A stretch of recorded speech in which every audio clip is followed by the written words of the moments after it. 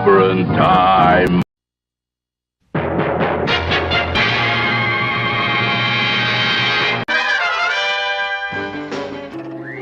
Atomic batteries to power. Turbines to speed. Roger, ready to move out.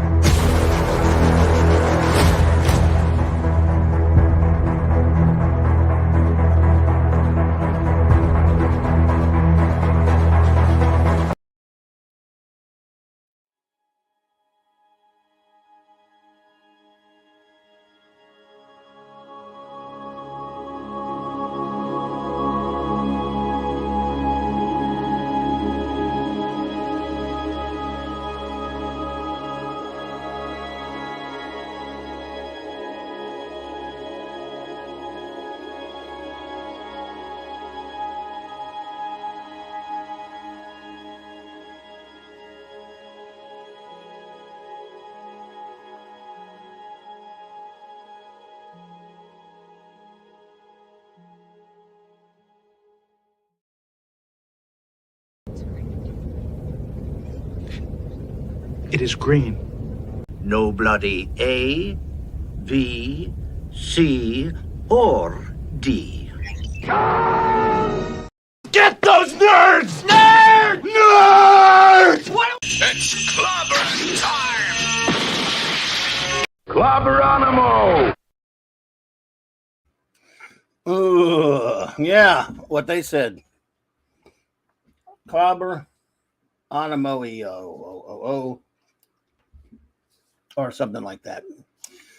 No, my goodness. Welcome, my dear friends. Greetings, clobberers, clobberettes, clobberonimos, clobberooskies, clobberoids, and all other clobbering life forms out there in the universe. And to all the rest of you, the secret is to bang the rocks together, guys. Hey there, Jay. Big shout out to Earth B there. Well, hello, my friends. This is time from Wild Wednesday Wildness, better known as Wild Card Wednesday night here at Clobberin Times, issue number 554 on YouTube. 1,254 overall. Next week it'll be 14 years overall. In fact, yeah, wild card Wednesday night, open geek foolishness here. Well, that means we're all open to be some geek fools tonight. And seeing some friends pop in now always does my heart good to see you guys hanging out with me there. It is great to be here. Had a great time hanging with my good buddies Stone Loki on his channel, of course, for the Comic Roundtable, and of course the great 24/7 was just amazing. And I hope you're all getting through this middle of this week. This is you come from something pleasant and decent and nice from Easter to head to this weekend's hell of the evil tax monster. So let's try to take our minds off of the evil of the tax filth and just have a little fun. Because what else can you do? So what else? What's going on out there in the Geekverse? I'll tell you what. Show notes are simply like this. Tomorrow night, the Clobberin Clubhouse, Clobby's Clubhouse, I should say, will be in session with my wonderful first officer, Commander R.M. Briggs, and the great Chief Engineer, Mark Cadiz, bringing you some more geeky, clubhousey foolishness and fun and reviews and just geeking out, as always. I'll be hanging out with the great Nick Weiser and the Comic Shop Gang on Friday night. Nick's Comic Shop Gang, 8:30 Central Standard Time. We'll be reviewing Jim Starlin's. We'll start out with Jim Starlin's classic run on Warlock, the Marvel, again, one of Marvel's all-time classics from the Bronze Age. And then, of course, as always, on Saturday night, it is time for Saturday Night Star Trek. Number 114, exactly. And We have 4 more episodes of Star Trek Deep Space Nine Season 6 to review. I want to thank the great J-Man who popped in for a minute. This past Monday night, I had a big double feature, and what a great time we had. I know I did. I hope he did too. Visiting Earth B, reviewing another Bob Haney Zany classic. Even though I misspelled Zany. So let's shout out our friends who are here with us tonight. We always shout out the wrenches and shout you all out. Whether they're here or not, they get the shout out. That's how we roll up in you. The great Eric K, the bronze wrencher. Hope you're doing great, buddy. I think I saw Eric K. I know I saw him today somewhere. The Vindicator Wrencher of the North, the great Chris Persia. Thanks for all you do, my friend. Appreciate you, buddy. Hope you're doing well. D. Bud Martin, what's up? Wrench of Iron, coming soon, buddy. Coming soon. We will have a review of an Iron Man comic. It'll be the great George Tuska's birthday. I don't know if he's here or not, but hey, the great god of wrenching himself. I saw him somewhere today. Lord Thoth. And shout out to his lovely better half, Lady Thoth. Avon lives, and long live the Legion, my friend. The aforementioned Earth B partner, J-Man. The wrench without fear. Hungry boy, master of the Clobberin, comic artist extraordinaire and cover artist of Science Fiction Tales by Commander R.M. Briggs. The super wrench himself, Kal-El. What's up, buddy? I don't know if he's here or not, actually, because I can't see the chat, everybody. Wielder of H. Mjolnir, Maddie's daddy, Thor in Vegas, and of course that old rascal. He's not old. Well, he's older than me, probably. He's old enough. He is a man he is eternal, in fact. He is immortal. Phantom Outsider. So let's see who else is here with us here tonight, in addition to the ones I've already shouted out. Let's see. Dave G. Sound. Hey, man. Dave G. Sound. Good to see you, buddy. Kay Burns. Hello there. Thank you for being here. Good to see you. Let's see if there's anyone else I have not shouted out yet. Quagnar, what's up, buddy? Pat S. Yo, brother. Good to see him again, man. Hope you're having a great night. Snuggy Jr. Hello there, Snuggy Jr. Good to see you. Just Joe Jobber. What's up, dude? I have not seen John Wick 4 yet. I've been hearing that it's doing well and people are liking it. I have not seen it yet. I guess I'll talk about that a little bit. I'm not anti-seeing it. I just never really got a chance. I don't know. Did you like it, Jabber? I hear everyone's liking it. It's doing well. I don't know if I'll get a chance to go to the theater to see it or not. If not, I'm sure I'll definitely take a look at it sometime. I guess I could, since it's an open night anyway, I could come clean about Clobby's views on the John Wick franchise. And they are as follows. I remember when the film came out a good number of years ago. Hey, Donnie Pearson. Hey there. Good to see you. Welcome. When the John Wick films first came onto the scene, what was it, 2014, 15? I don't know, somewhere up in that, right?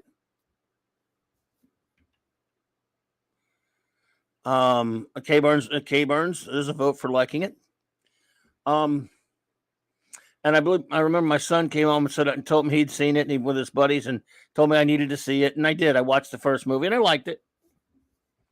I mean, the 15 millionth time that he runs around. I mean, after a while, it's like watching a video game, but that's okay. But the 50 millionth time he shoots somebody in the face and spins a car around.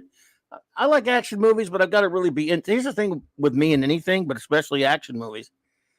If you get me into the characters, like the Lethal Weapon films, which I've watched a million times. And just last week, I watched them all again, the 4 of them again. And you watch them when you get older, like, man, there's a lot of really dopey shit in this movie, but I still love it. It's just so lovable. I like these characters, and there's your key. If you're going to get me to buy into a movie where people are doing all these crazy stunts and all this kind of stuff, I'm there if you get me into the characters. I love the character of John McClane. I love the character of Martin Riggs and Sergeant, Roger Murtaugh and all these characters. Mark D. Yo, dude, what's up? Just Joe. So you liked it at 240. Wow. Long. So if you get me into the character, if I like the character at all, then I'll watch them do anything. pretty much. And if they have a good story, so much the better. I love Indiana Jones and Luke Skywalker. I love all these, and Han Solo. I love these characters, so I'm willing to watch them in anything. And there's, but John Wick. I like Keanu fine. I mean, the John Wick characters in the first movie, there's not much to him. He doesn't say much, but that doesn't make him a bad character. He's a good character. Oh, don't worry, Phantom Outsider. I'm getting there. Simply Steve, what's up, buddy? But I really kind of got, and I'm glad you mentioned that, Phantom, because I have it pulled up. I just didn't get to it yet. Oh, thanks, D-Bud. Max, he says, Max Redstone, left eye. I've been lurking and working on my recovery. Okay, Max, if you're hearing me, buddy, and shout out to all of our friends who are lurking and anyone listening to this on the download later. We really appreciate it. Max, whatever your recovery happens to be, buddy, I hope you get better, man. We miss you, and just take care of yourself, bro. We're here for you. We're here whenever you come back to hang with us. So I like the first John Wick. Okay, I went to see the second one. We went to see the second one, and I thought it was all right. There was enough to where it made me go see the third one. And I didn't care much for the third one, really, to be perfectly honest with you. And to the point where I decided after seeing the third one that I probably wouldn't go back to the theater. It's getting a lot of good word of mouth, so I'll watch it at some point. So I don't know if I'll be at the theater. But, and here's the thing that Fancy reminded me of that I had pulled up to talk about. Comics lost another great.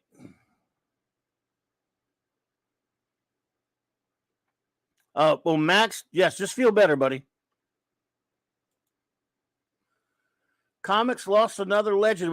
We've lost a few, and this great one lived to be 102 years old. The great Al Jaffe, who was a cartoonist for many things, but most probably most known for his Mad Magazine work. And who didn't buy Mad Magazine and go to that fold-in back covers? Man, they were just incredible.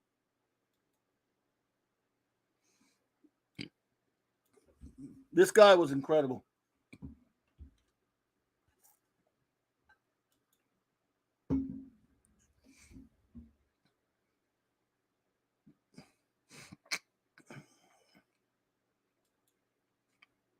Made it to 102. From what I understand, he didn't retire till he was about 99.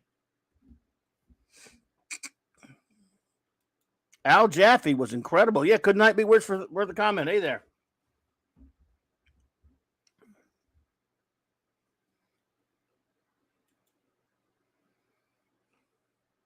Yep, 99, dude.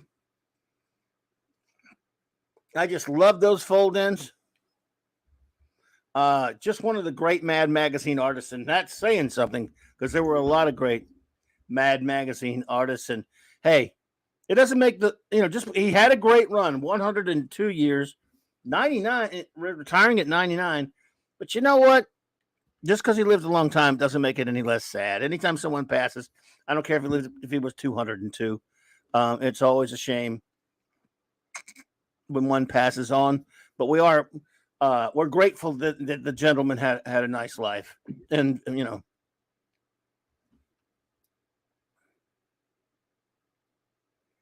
Pat S is oh man, no, I'm brave enough to say this in a room full of comic book geeks. There was a time I'd buy a Mad magazine before a DC comic. Oh, a lot of people were like that. Hell, man, Mad was great. I mean, I wasn't really that way either, but I bought Mad all the time. I bought Mad all the time. This guy was a genius. Yeah, I love those paperback collections. Snappy answers to stupid questions. Will Elder, Jack Davis, Wallace Wood. Mad had legendary artists. Yeah, Don Martin, Mort Drucker. Mort Drucker was amazing. And this is just top-notch stuff.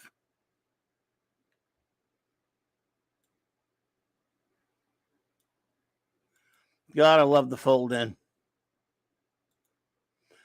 I have so many. If you go to any of my old Mad magazines that I still have a bunch of them. I think they're all creased. from having that fold in, you know.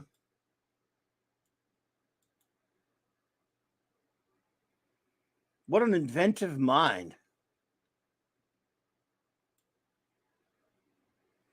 What an extraordinary talent this man was. And I'll probably elaborate a little bit more tomorrow night on the clubhouse for people there as well. But yeah, he was special.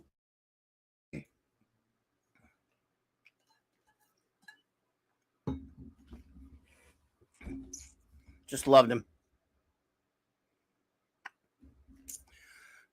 So, what a run. Keep saying that, but yeah, what a run, man.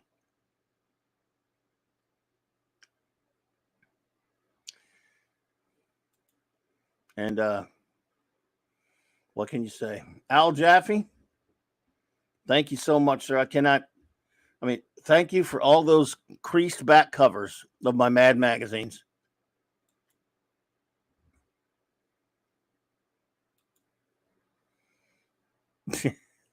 I love this one. You can see this one there if you see my mouse on that. The Mad fold in. Oh, man. What an astonishing talent. So. Well, there's another one. Look, as I've said a lot,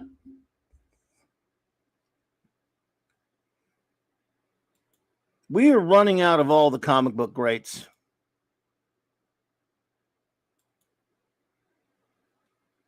They're gone. They're just. And this was he was a cartoonist and worked for Mad mostly, but I'm talking about just any great cartoonist or artist. Almost all the great strip artists are gone that I know of. You might name a couple if you could. Maybe a couple, and almost all the great Golden Age artists, strip or books or comics, are gone.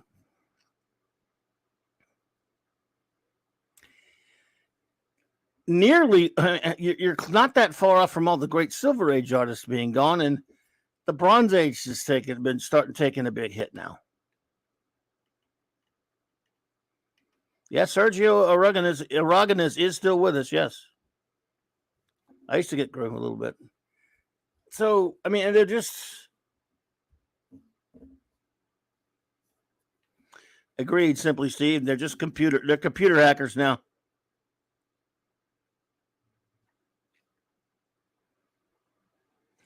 That's all they are. They don't know what they're doing. Brian Hepburn, what's up, buddy? And they don't study the greats either. None of these not look, that's I can't just speak for everyone. You shouldn't sweep with a broad brush. Maybe some of them do, but it seems to me like that when I see any of this new crap out there, when I do see an interior, because mostly I just see these covers and I see these covers and want to hurl. Well, a lot of times when I do see the interior work of some of these kids today, I'm like, these people did not study the great cartoonists. And it just shows.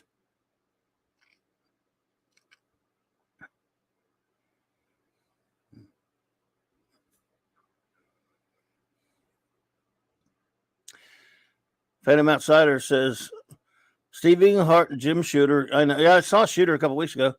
I know, but his work as akin to the LSH puts him list for writers. Yep. Also Roy Thomas. Yeah, writers. You talking about writers? Yeah. Well, there you go. No, there's some writers, of course, sure. But remember, most of the Silver Age guys, most of the Bronze Age guys were cartoonists who didn't write. In the Bronze Age, other than a few guys who did exclusively writing, like Gardner Fox, you just had Matt says, Matt, thank you for the super chat. You're too kind, buddy. Appreciate that. He says, R.I.P. Al Jaffe. Him and the artists like him truly shaped my childhood. I miss Mad Magazine. They parodied TNG. Yar was named Tusha Wiper. See you all soon. Hey, man, thanks for popping in, buddy. I hope you feel better, man. We're with you, brother. Feel good. And yes, I love Mad Magazine. And let's see here. John Rupash. What's up, buddy? Good to see you. K-Burn says, I I can't talk a lot about the monthly now, but the only thing I think has gotten better is the paper. Captain Infinity and Beyond. Well, yes, they do definitely put it on a very higher quality, slick paper, which doesn't bother me. It bothers some people, but it just also makes the comics very expensive. But, what can you do? I'll talk a little. Obviously, we'll talk more about Jaffe tomorrow night on the. I'll do a segment on that a little bit more on the on the clubhouse. Hey, hungry boy, what's up, buddy? We were just talking a little bit about the late great Al Jaffe passing away. I know I'm sure you had like all of us had a respect for him and an admiration for his amazing work. The guy was just extraordinary. In fact, you know what? We'll expand it because of Al Jaffe. I'll do a segment tomorrow night where we talk about him and we talk about some of the great Mad Magazine artists as well. Since, Raquel will be talking about her usual thing. We do in our science fiction stuff. Since the void left by the Tripwire, the weekly Tripwire, we need something more. We need to have at least one something to do with a comic-oriented segment on the clubhouse, don't you think? And I know, Hungry Boy would wish that I would bring the Tripwire back. I know he misses it and he wishes we would start it over again. But we can't do that. I've told you so many times, HB, that just wouldn't work. So, but we should have some kind of regular comic segment on the clubhouse, and we're going to do that. Yeah. So we'll talk about Al Jaffe some more tomorrow night, and we'll talk about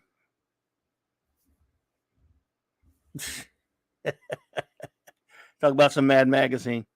The movie parodies were always my favorite. Oh, yeah, Fanty Sal is, like I said, we still got a lot of Bronze Age people with us. But we still have some silver. But, we lost a lot of people. I knew you missed Tripwire, HB. Don't pretend like you didn't. Or like you don't. Don't pretend you don't. Don't pretend you don't. So, yeah. Speaking of comics, I got a really cool book. I showed this for a second, but I was going to see if I can talk a little bit about it. I just started reading it. I love this kind of stuff. You know me, I'm a sucker for books about comics history.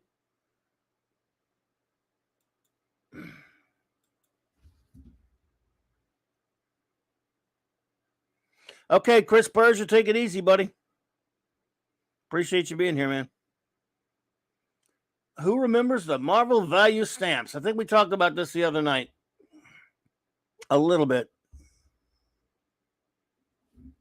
But I'm starting to enjoy this book, man. This thing is it's not what you'd expect. It's got a lot of cool stuff in it. And let's see.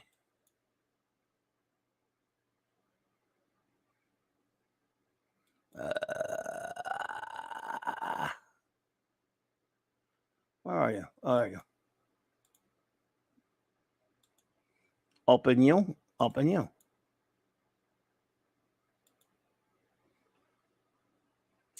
There you go. So,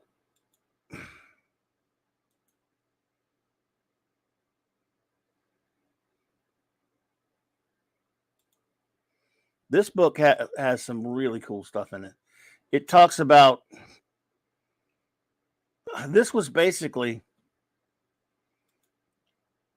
and as I talked about earlier,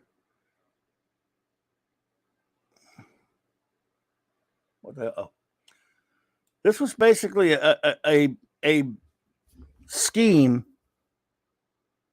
flatly,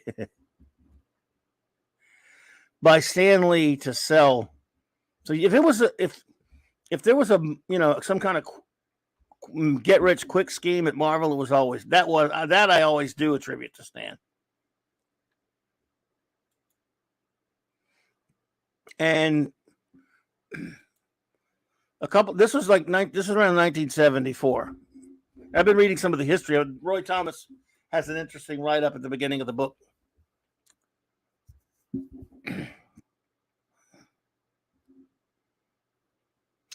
And it talks about how a couple of years earlier in the Mighty World of Marvel British comics, they had they did some stamp thing. It's the stamp idea. Oh, it was a great gimmick. It was. And so Stan carried it over into the, he decided to do it for all their regular comics. And he based it on the old S&H stamps, old green stamps. How old do you have to be to remember green stamps? From the 30s up until like the 70s or 80s. Anyone remember green stamps? I'm curious if anyone here remembers them.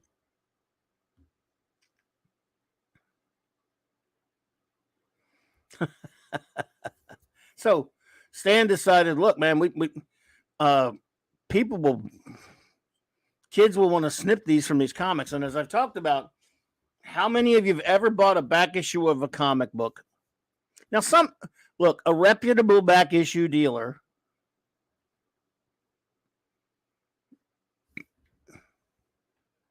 blue chip stamps, huh? D-Bub, we had green stamps. They're mentioned on Good Times, this Hungry Boy. We had them here. Hey, Dave, good to see you. Dave C. We had green stamp stores here. We used to collect them. We went to the green stamp store. I remember I collected so much, I got me a catcher's mitt one time. A red catcher's mitt I got with green stamps once. They had green stamp stores. It's crazy. So Marvel decided to put these in their comics. And sometimes if you cut one out, you're cutting out a part of the comic. Either way, you're mutilating the comic book, but you would cut out. Sometimes they had comic book art on the other side of them. S&H stamps. There you go. That's right. 90s kids excited to hear about these stamps. Don't know much about them. Well, K-Burns. So for a couple of these, we're in. If you look here on the these are some of the pictures of what the stamps were. But as far as they would usually be on, let's see here.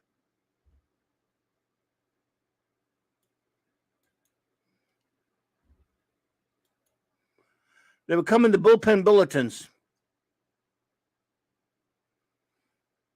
or on the letters pages in various comics. A 90s kid, I got you. So they would come on the letters pages or the, and you'd have to cut them out with skizzers. And there are a lot of comics in the 70s. Now, I guess, look, every kid's different. I've gotten back issues of comics, and you've all done this, but you've all gotten back issues that have some kid wrote his damn name on it. Kenny wrote it in ink on the cover of. How many comics have you seen with a damn name written on there? Kenny or Johnny or Billy or whomever wrote their damn name on the comic book. So a kid like that definitely cut when they see that it says cut this out, and you could put it in a book thingy or whatever. Kids were doing that. But every friend I ever talked to that I know is a collector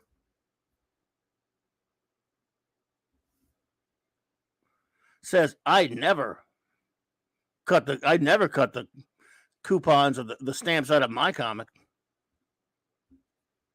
Yeah, the more creative mutilators used a razor and X-Acto knife, but they still committed murder. They still murdered a comic, an innocent comic book. Oh no!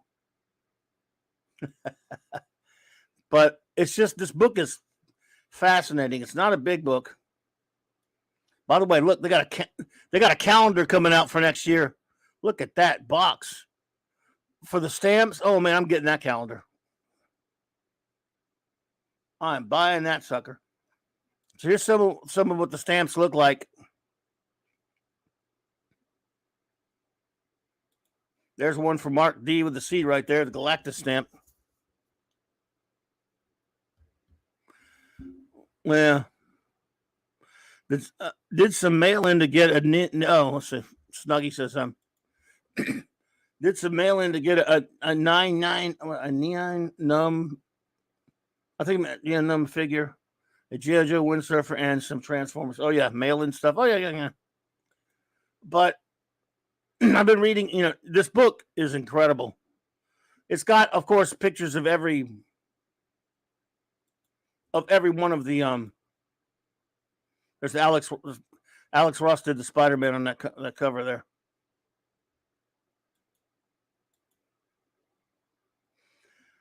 There's the first stamp of Spidey. Little Ramita Spidey going on there.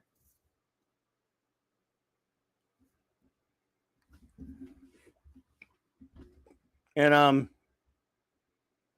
I just I couldn't bring myself to cut it out. I never once, I'm trying to remember. I'm thinking back to this. I'm going, hell no, I'm not cutting this out of here. And I didn't know what collectability was. I never, when I was young enough, I was 10 years old when this started. I just didn't want anybody cutting anything out of my damn comic book. I loved them. And later they did a stamp album book, though. The album books came out where you can buy the stickers that can stick in. You can stick, you could buy, in 1976 or something, they did one that was different. It was an album. You could buy the album book and they had stickers for it. This, though, you had to cut the sucker out. I ain't cut it out of my comic.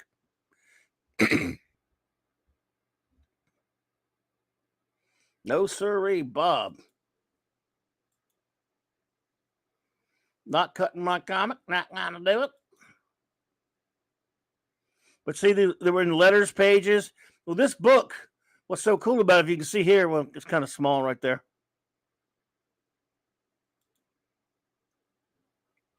This book reprints everything. Like if it was on a letters page, it reprints the whole letter page. If it was on a bulletins page, it reprints the whole bulletin page. And so you get to read Funky's Flashman Soapbox. What you know, Hungry Boy, you'll enjoy that, Hungry Boy.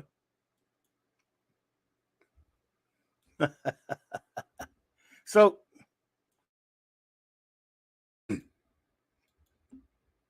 it's kind of cool. And I'm learning so much, of course. Mighty Marvel value stamps 1 through 8. To be able to see them all like this, though, is also just damn cool. A lot of great art.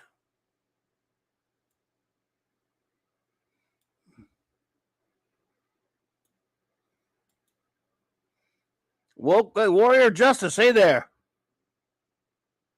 Good to see you. The Woke Breaker. What's up, The Woke Breaker? Good to see you there. Hey, Eric K, what's up, bro?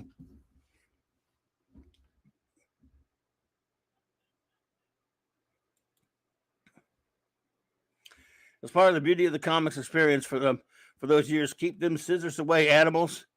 But I tell you what, I can't. Again, D-Bud, I think you probably addressed it earlier. How many times did you buy a comic?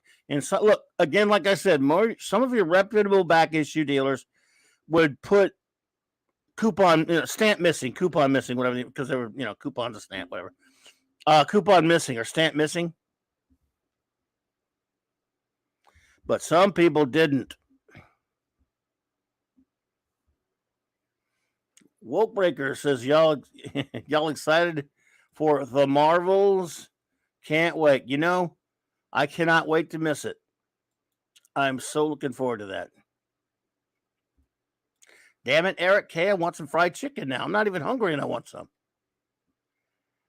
Dude, you're killing me. Why are you killing me? I want some chicken. I love this. Oh, my goodness.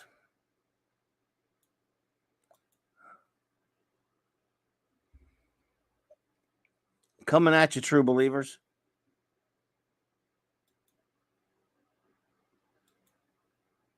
This is it, true believer. Your mighty Marvel value stamp book.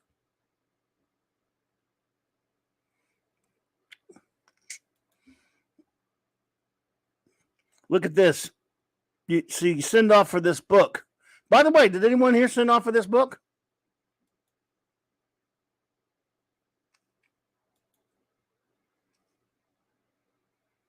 Whoa. This guy has the book and he has it complete.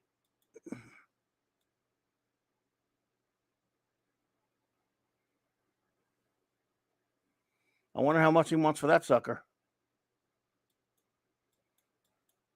He has every sticker.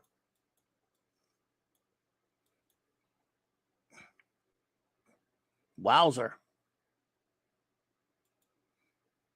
There's a dude that has this book right here. Jay Picasso, what's up? And he has every sticker. Wow. My goodness.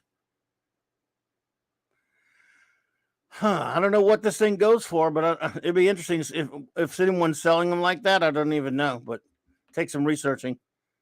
If it makes you feel any better, it tastes amazing. Some mashed potatoes and gravy to go with it. It does make me feel better. Eric, the fact that it tastes amazing makes me feel better, because if you made that chicken and it sucked, I would be very put out. If I thought that you, my good friend, had made chicken and you didn't enjoy it. So I thank you. That's something. At least somebody's getting some enjoyment out of it, right? And it's because it's you, dude. For example, if some random billionaire's running around and having so much fun with all of his billions of dollars that I've never met him, whatever. But if you, for example, Eric, or other friends like Chris Berger or Mark D or something, had $1 billion and you were out having some fun, I'd be happy, because a friend's having fun with, billions of dollars. I'm going, good. At least somebody I like is having some fun. So at least somebody I like is having good fried chicken and mashed potatoes right now, because all those other people out in the world that I don't know having good mashed potatoes and fried chicken right now, who needs them? But I'm glad you got somebody. But I'm still jealous. Can I still be a little jealous? I mean, I can't be completely selfless. I still wish I had some. I know that is pretty selfish of me. I was just thinking of myself, not thinking of anybody else, I guess. Oh, my goodness. Look at this. Who bought these stamps? I'm not even showing that one anymore. I'll show it again. Look at that. A Stan stamp. I wonder if this is in the book. I haven't gotten to it yet.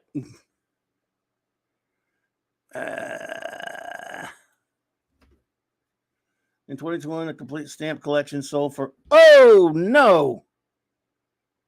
By the way, Mark D, if you feel up to it, dude, but if not, no big. If you pop up if you feel like it. You're kidding me. Wow.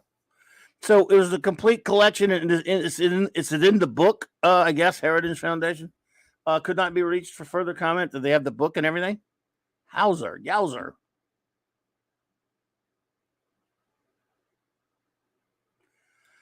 He said, if I had $1 billion, I would hire Clobberin as my comic book expert. Boy, dude, if you got billions, you could definitely hire a real expert that's 10 bazillion times better than me, my friend. I mean, I would do my best, but no, there's plenty of people that, put me to shame. But as a buddy, I do appreciate that. Thank you. Here we go. Wow. Oh, it's in the book. Okay. And the book's probably in good shape, too.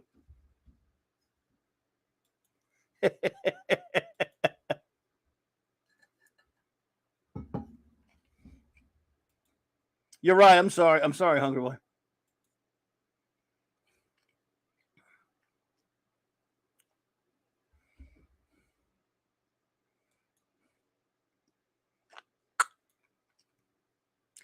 But yeah, I can't wait to read more of this thing. I'm really enjoying it.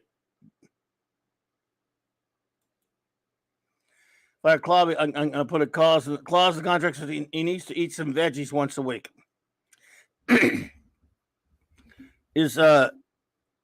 Are green beans and corn a veggie? Considered to be vegetables? Just curious. I'm asking though. I don't know. So if those count, then I'm fine. I can do that. This is it, True Believer. Your mighty Marvel value stamp book. Yeah. Yes. Thank you, Steve. Then I'll take it. I'll take the job. I take the job. You got me.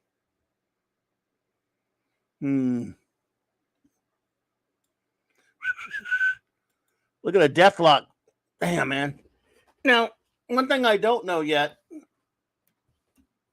or haven't looked into yet, is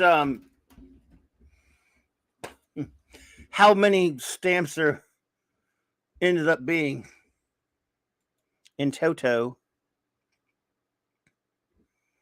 Look at what Man Wolf stamp. Oh, look at that Iron Man stamp. Cool. John Buscema, stretched out Iron Man. Warrior of Justice. Thank you, Warrior of Justice, for the super chat. You're too kind. Appreciate that. Says, what do you call a flat emo? A flat emo. A chopping board. Wow. Thank you. Thank you. Thank you so much for that, Warrior of Justice. Good one. Flat chested emo. Oh, YouTube will not let me. Oh, I got you. No, but I hear you. Thank you. I appreciate it. It's the thought that counts. Don't worry about it. Oh, my. Yep.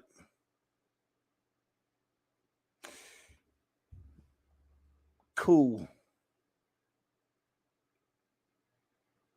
So let's see.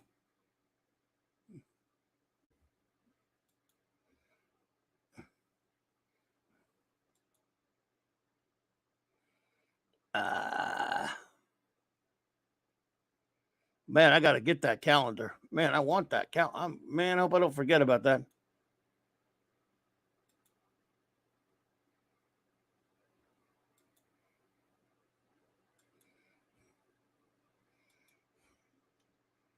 I hope I don't forget about that. So, anyway. No, I wasn't. Someone mentioned the Marvels. I take it that you was it oh man, my memory's so screwed up. I forgot who asked now, but I think Woke Breaker mentioned it. I take it, Woke Breaker, you are looking forward to the Marvels. Is that right? Is anyone looking forward to that movie? I'm kidding. I know you aren't really looking forward. Is anyone looking forward to that thing? Who's excited about that? You could tell me. I won't laugh at you. I mean, I know that people are going to have fun destroying it on YouTube. They're looking forward to it. It got moved back. Didn't it get pushed back like 5 times? That movie got pushed back 5 times. Nick Fury is going to be just pathetic once again. Look, I'm a fan of the original old school Nick Fury anyway, but be that as it may, I do like Samuel L. Jackson as an actor and all that stuff.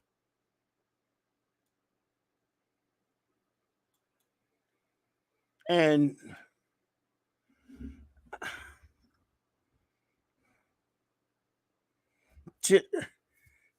they ruined him in those freaking movies. In that Crafton Marvel turd garbage movie, shitty movie, trashy, shitty movie, trashy movie, garbagey trash movie from garbagey trash hell.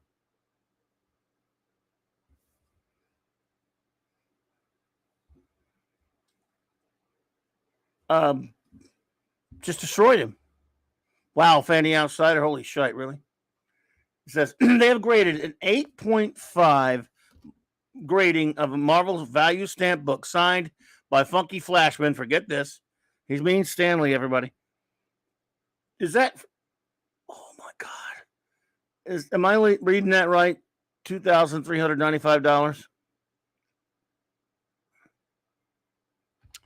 I assume I'm going to make the assumption because you didn't say, Fanty, that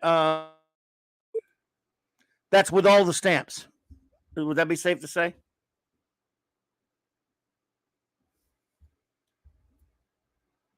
You can follow up with that if you get a chance.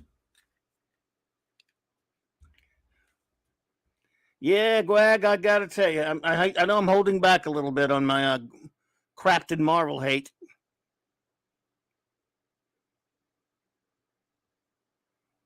You know, I was on with Loki earlier, and his question was to us, are you looking forward to any comic book movies this year? My answer was no. No, sir.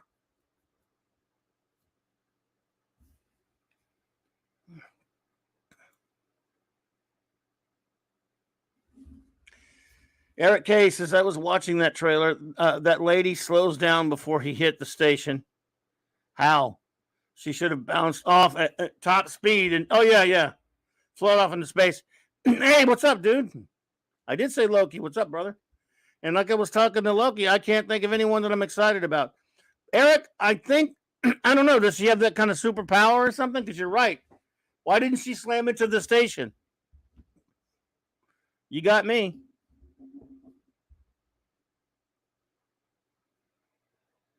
You got me, buddy. I don't know. I mean, I don't know. Because the movie's stupid. How about that? Why don't we just go with that? Let's roll with that one. We're all comfortable. Are we all comfortable enough to roll with that one? That the movie's just stupid?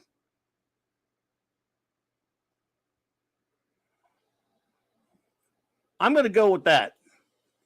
For an answer to what Eric, the great Eric K asked, or the question he posited. Let's see. Lady Mist. The lovely Lady Mist. Always good to see a nice lady in here. Great to see you. Yeah, there were a lot of windows on that space station. Good one, Warrior Justice. I said, I wish she had the superpower of acting. Horrible acting. The whole thing's just putrid drivel. Yeah, it really is CW stupid. And you know, I like that you put it that way because there's CW stupid means something. The Cringe Woke Network is CW, of course, and it is it's a special level of stupid. CW represents to me a special level of stupid, so special that it's very apt to use it to when you want to refer to really shitty, crappy version of movie or TV superheroes, a crappy translation of superheroes into the movie or TV format. The Phantom Outsider, thank you for the follow-up info, says there are 100 stamps. MarvelFandom.com shows all of them. Some are good, others are barely characters. Yeah. But I mean, did that book have all the stamps in it? The one that was done by Funky?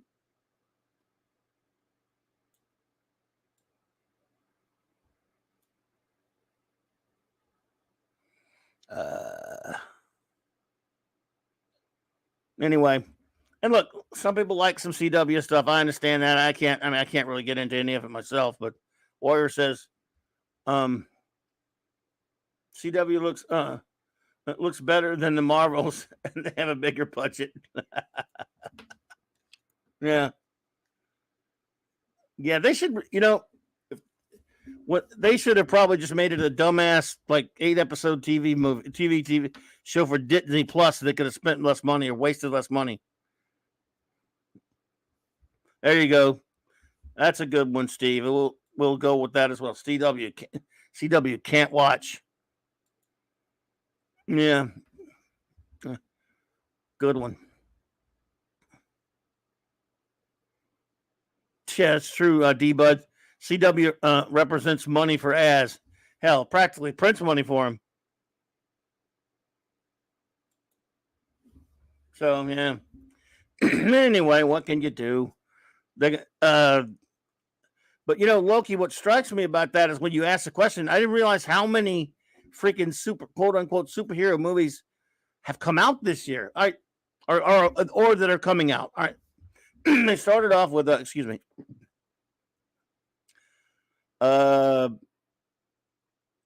Ant-Man, Quantumania, which sucks. Shazam, Fury of the Gobs, which was you all tell me if I'm missing any. Next, Guardians of the Galaxy 3, which I guess I'll go see. Next, what's next?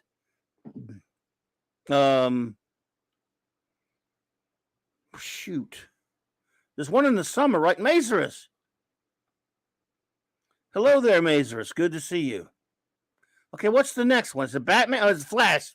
Yeah, Bat Flash. Okay, next is Flash, I think. Okay, is next Flash? Am I all right? Maybe. Then Blue Beetle. Then Marvels. Oh, someone said that there's a Kraven the Hunter movie for some reason. Then Aquaman. I'm getting eight. Is there more than 8?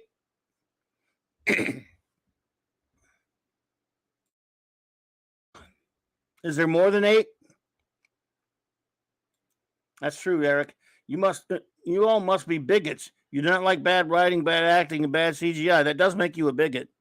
Oh, Spider-Verse 2, thank you. Could not be. So even though it's animated, this counts. So that's 9.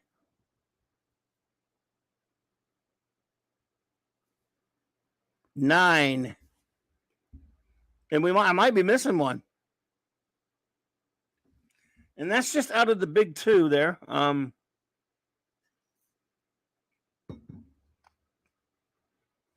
the hell are there 9 comic book superhero related movies coming out? Because there may be some other genre super comic books for all I know. How can there be 9? Why? Don't you guys get it? And they've got like what? How many TV shows? They got a couple of TV shows, right? But they say there's no fatigue. What is wrong with you people? When are you going to get the message?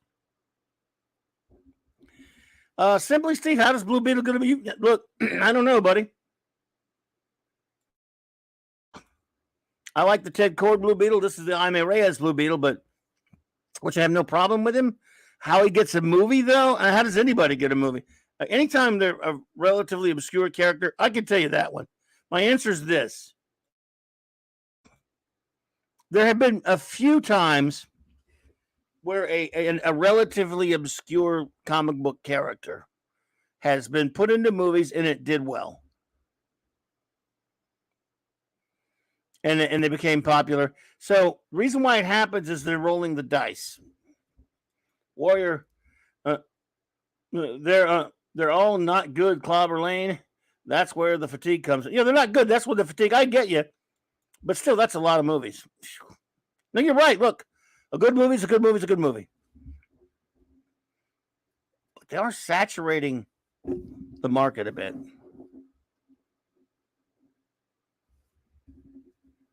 Hungry Boy says that Blue Beetle was the book I bought when the good stuff was sold out.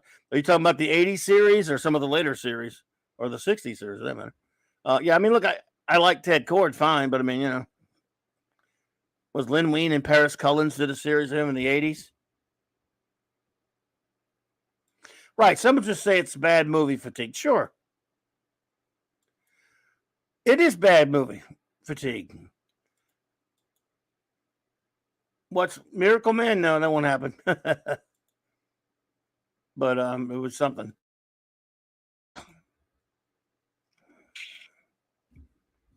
The 80s series, gotcha. However, I still think, even if we didn't have anyone trying to use the fatigue excuse, I'm still not so sure that it's a good idea to have that many freaking movies coming out of that genre.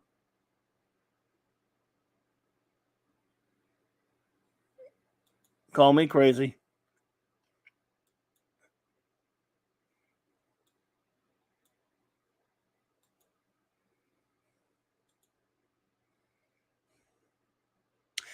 But hey, here's the thing, Alejandro. Hey there. And some, like Alejandro, do argue that superhero fatigue is real. I think there's something to that. I used to not agree with it at all. I think there's something to it.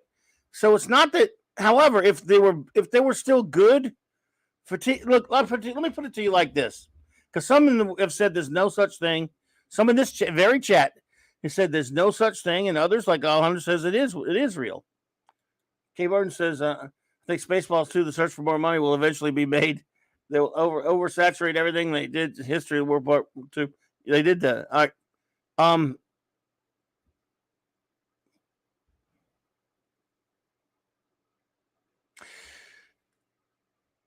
I'm going to go out on a limb and say as early as 2015 or 2016, when, of course, I was doing this show. Next week will mark 14 years I've been doing this show. I've only been doing it on YouTube about a year and a half, but 2.5 years. But so I've been doing it for a long time. I had a buddy of mine who used to do the show with me, who insisted that we were seeing superhero fatigue in movies. Well, this is when, and he was saying it because of Man of Steel and bits, Bull versus Shite did not do particularly well. But then a couple of weeks after Bull versus Shite, quote unquote, Batman versus Superman, which is to me is a garbage movie, like everything Zack Snyder did. The movie underperformed because in theory, a movie with Batman and Superman in the title should have made. You should be able to have. Theoretically, you should be able to have Batman and Superman playing tiddlywinks for 2 hours and trip over $1 billion, and yet they underperformed. A few weeks later, Captain America: Civil War made $1 billion. It started out and it ran away with the box office. In that same year, a couple other superhero movies came out and did well. So, and then for the next couple of years, superhero movies were making a lot of money. Not all of them did, but a bunch of them did. So was there superhero fatigue back then? People were saying it was. Or was it people just didn't want to see Batman and Superman punching each other for 2.5 hours in a downer, depressing movie? Maybe if you make a good movie, even there, sure, man, a few people are tired of superhero movies, but for the most part, if you make the movie good, word of mouth got out that Captain America: Civil War was a good movie and people enjoyed it and it made a lot of money. So superhero fatigue, I don't think it existed. I don't think that was the deal. However, that's because there were still good movies. In other words, every time someone says superhero fatigue, a movie would come out like Civil War, a couple of other ones, and later down the road, other stuff like Infinity War and what have you, and then Endgame, and it would make a ton. Black Panther, even, which I don't like, but it made a lot of money. These movies would make a ton. And people go, maybe there isn't superhero fatigue. Well, no. If Captain America: Civil War had been no good, or these movies had been bad-mouthed by fans, then they would have bombed. And then people would have said, see, superhero fatigue. So maybe, I don't know if the fatigue may exist, but it's aided and abetted by bad movies. For example, even back then, there was minimum, what was it, like maybe four of these types of movies a year?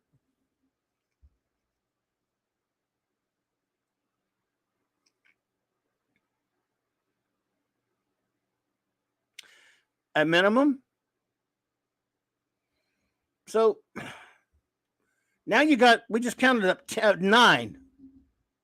Something like 9 Marvel and DC movies coming out this year. It's insane. Hey, Mark D with the C. Hey, I'm not even tired of buying new comics. I mean, when am I going to get new comic fatigue? You might have shitty comic fatigue. Yeah. Hi to everyone. Hi to the chat. Yep. Yeah. You see what I'm saying? Yeah. So, like, yeah. I don't know if the fatigue thing's real. I can understand how some people say it, but the fact of the matter is it's easily cured. Let's say but still, I think it's a little unreasonable to have 9 freaking movies coming out. 9's a little bit much, don't you think? Well, I mean, I think especially with so many bad ones. It's got to be good, right? I mean, when that Marvel had that great run, was anyone tired of the Marvel movies up to Infinity War? So They gotta be good. It was a cultural phenomenon. So All right, last year. How many were last year? We got 9 this year. How many not were as last many, year? probably, right? I'm not Okay. sure, but I'm guessing Backtrack. not as many. Wakanda Forever. Yep. Garbage, by the way. Well, was that this year or last year? Well, That was okay. that was 2022. Yep. Okay. And before that, what was the movie? What were the superhero? Everyone help us remember how many Marvel DC movies were in 2022. You had Black Panther, Wakanda Forever. You had Thor: Love and Blunder, Doctor Strange, The Batman, Black Adam. Black Adam. That's 5. Any other ones? That's 5. Well, So there's another Morbius, one. right? Was it Morbius. Was that in 2022? I think so, right? I think it was 21. I think So Morbius was maybe last okay. year, Go right? go with 2020. Okay, so the 6, right? I'm guessing. That's a guess, though. I could be wrong. No, Yeah. we'll go with 2022. Yeah. Let's just throw it in there. What the hell? Is there another one? Are we missing that? There could be another one. Well, the Batman was the Batman 2022. I said the Batman. All right, let's I go. said the Batman. Start at Morbius, I guess. Yeah. Morbius, the Batman, Doctor Strange, Mom, Love and Blunder, Black Adam, Black Panther. That's 6. Is there another one? We could be. Well, I'm not counting animated was it stuff, Venom so- 2? Did Venom come out? Was then? Venom 2 coming out? Maybe. Yeah, there was a Venom 2. Remember? 7. That's 7. Venom 2. Let's- So that's 7 right there. That's a lot. So, Jesus, man, that's in 2022. That's 7. You can't count 2020 and 2021 because of all the people home. Spider-Man No Way Home. That's 8. That was a big one, yeah. That was 2022, right? Okay, yeah, I forgot about that. How can I forget that one? 8. This year, 9. Now, let's go with 2020. Stick at 2022. Morbius, most people said it sucked. That's one I have not seen. I didn't see it either. Heard it sucked donkeys. So bad word of mouth, it bombed. It's a bomb. The Batman, I didn't like it. Mark did, but it did okay, right? Yep. All right. So you got Not one great, fairly but pretty okay, yeah, decent, right. I guess. You have a successful movie. Oh, wait a minute. No Way Home was 2021. That's right, Brian. So take that off. So not 8, 7. All right. Doctor Strange did, whether you like it or not, the movie did okay. Probably not as good as nowhere near what it might have if it hadn't been critically damaged, but it did well. Love and Blunder underperformed. What was after that? Oh, Black Adam underperformed big time. That was a big flop. Morbius is a big flop. Morbius, yeah, I said that when I was a flop. Morbius flop. Yeah. Batman did okay. Doctor Strange did well, not perfect. Love and Blunder underperformed. Yep. Right. I think Spider-Man helped it. Yeah, but Love and Blunder definitely underperformed. Oh, yeah, what was after that? Black Adam underperformed. Flop. And then Wakanda Forever underperformed. Venom underperformed. That's 7. Super Pets, I don't think if you want to count Super Pets, I guess I did okay, Brian. So that's 8 if you're counting Super Pets, if you really want to count that. Yeah. It's an animated movie, so okay. But it go to theaters or was that streaming? Yeah, I think it played in theaters. Yep. So my point, you got 8 right there if you're going to count that one. So and you had a Rise of the Teenage Mutant Ninja Turtles, the movie. But that was and remember, okay, and remember, No Way Home did start in 2021, but it was a Christmas movie, and it still killed. And in other words, it was one of the it was the biggest one of both years. Yeah. So basically, that's a lot of movies. That's 2 years in a row with a ridiculous amount of movies. So it's saturated right now. And look how many of them didn't do that well. Are there any good ones under 2 hours long? Just wondering. It seems like the good ones are 2:30 plus sometimes. I would love a great 90-minute movie. Kay Burns, you mean like recently? Was No Way Home really long? I can't remember now. Shazam wasn't that long, was it? Shazam was decent. Yeah, boy, it was a bomb though. Yeah, I didn't think it was horrible. You got 2 movies now. What's Quantumania a bomb, right? Big time bomb, yeah. Okay, so your first 2 superhero movies of 2023 are bombs. Guardians won't be a bomb, but it might underperform. You never know. The Flash is going to... I'm calling Flash now a bomb. I'm saying bomb. I don't know, with Michael Keaton and the Batman there. 5 minutes. You think he's in there only for 5 minutes? 10 minutes? Bomb. I think that movie I'm calling can it, end up folks, doing well. bomb. Flash bomb. Okay. A flash bomb. I'm calling it right now. Bomb, bomb, bomb, bomb, bomb. I just don't think it's going to have enough appeal. And most people who are going to... It might do well at first. And when people come out and start saying, yeah, you can see Batman for like 5-10 minutes. The rest is stupid Ezra Miller's face. And 2 of his face at that. And you get to see Batflick for 5 seconds. And then you get... That girl is supposed to be Supergirl for some reason. And yeah. And 8 hours of that crap. No. This is still... They're counting on a movie with Ezra Miller as this lead character. No way. So that's a bomb. That's going to be a bomb. We'll see what else is next. What's next? I can't believe there's a Kraven the Hunter movie. When's that coming out? I heard it was coming out like in...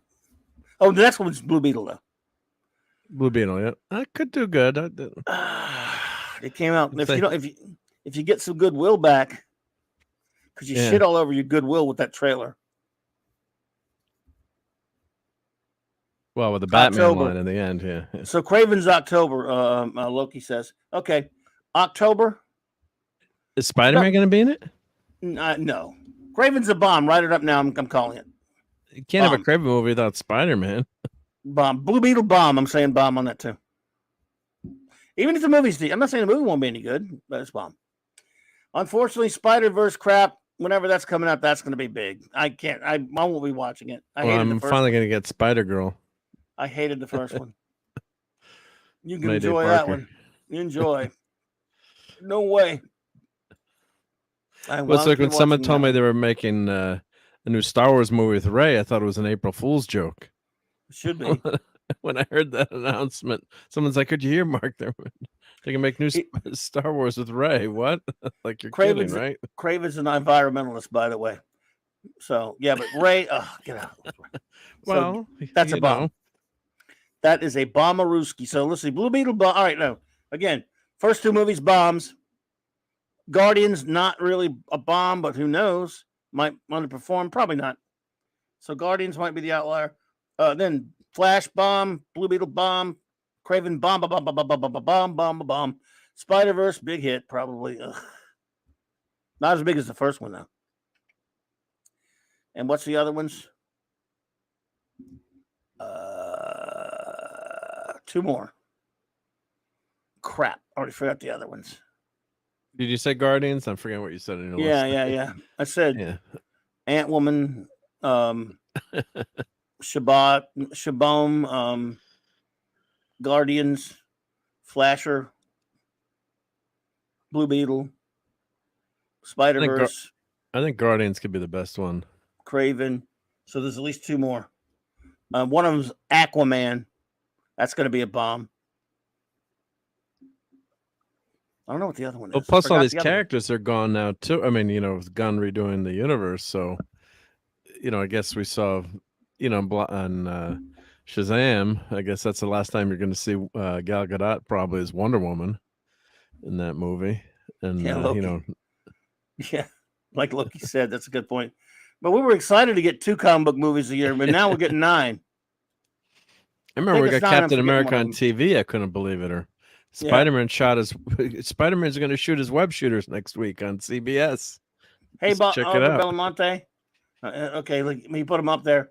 Thank Okay, you, well, yep, there you go. All right, let's see. Of 2022, Doctor Strange 2 did okay, but it did Love and Blunder underperformed. Black Panther underperformed. Morbius was garbagey bomb. League of Super Pets, I don't know. To be honest with you, I guess it's okay. The Batman did so maybe, but not really. It's not getting a sequel. So, and Black Adam underperformed. I think there's more than that, but anyway. Is Gal Gadot in danger? Yeah, Gal Gadot's gone as Gal Gadot's Loki said. And she's perfect as Wonder Woman. She's got that exotic accent, and she's so perfect in that role. Her accent always didn't seem like how Wonder Woman would talk to me, but I remember. Yeah, well, at least in cartoons. Yeah, well, I don't know. Yeah, I mean, I grew up with the 70s and the Super Friends, but it seemed kind of exotic to me. So yeah. So, well, here are the best. Well, I can show you the top movies of 2002. Let me share my screen. Oh. Hang on, let me. Yeah, so just for reference. Yep. So, so just shows you. Well, He Who Shall Not Be Named on Clobberin Time show was. And it's it's not the guy from Harry Potter. And it's not Hastur the Unspeakable from the Cthulhu mythos. And please, DMs out there, do not roll the dice to see if he's going to show up. That was number one. This is just domestic gross, so not worldwide. But Avatar was number two. I still haven't seen that with the Smurfs and stuff. And Wakanda Forever will actually beat out Doctor Strange domestically by 40 million, which surprises me because that movie was. I had to turn it off. It was so bad. Jurassic World. Which one did you? Oh yeah, what's the name? Wakanda, yeah. Wakanda. The Batman, 369. Look at Love and Thunder, number 8, 343. Sonic and Puss in Boots, which is still domestic. I guess it's still that's a domestic. Yeah, just domestic. But just shows you what American audience is like. But yeah, think of that. How Love and Thunder, how the mighty have fallen.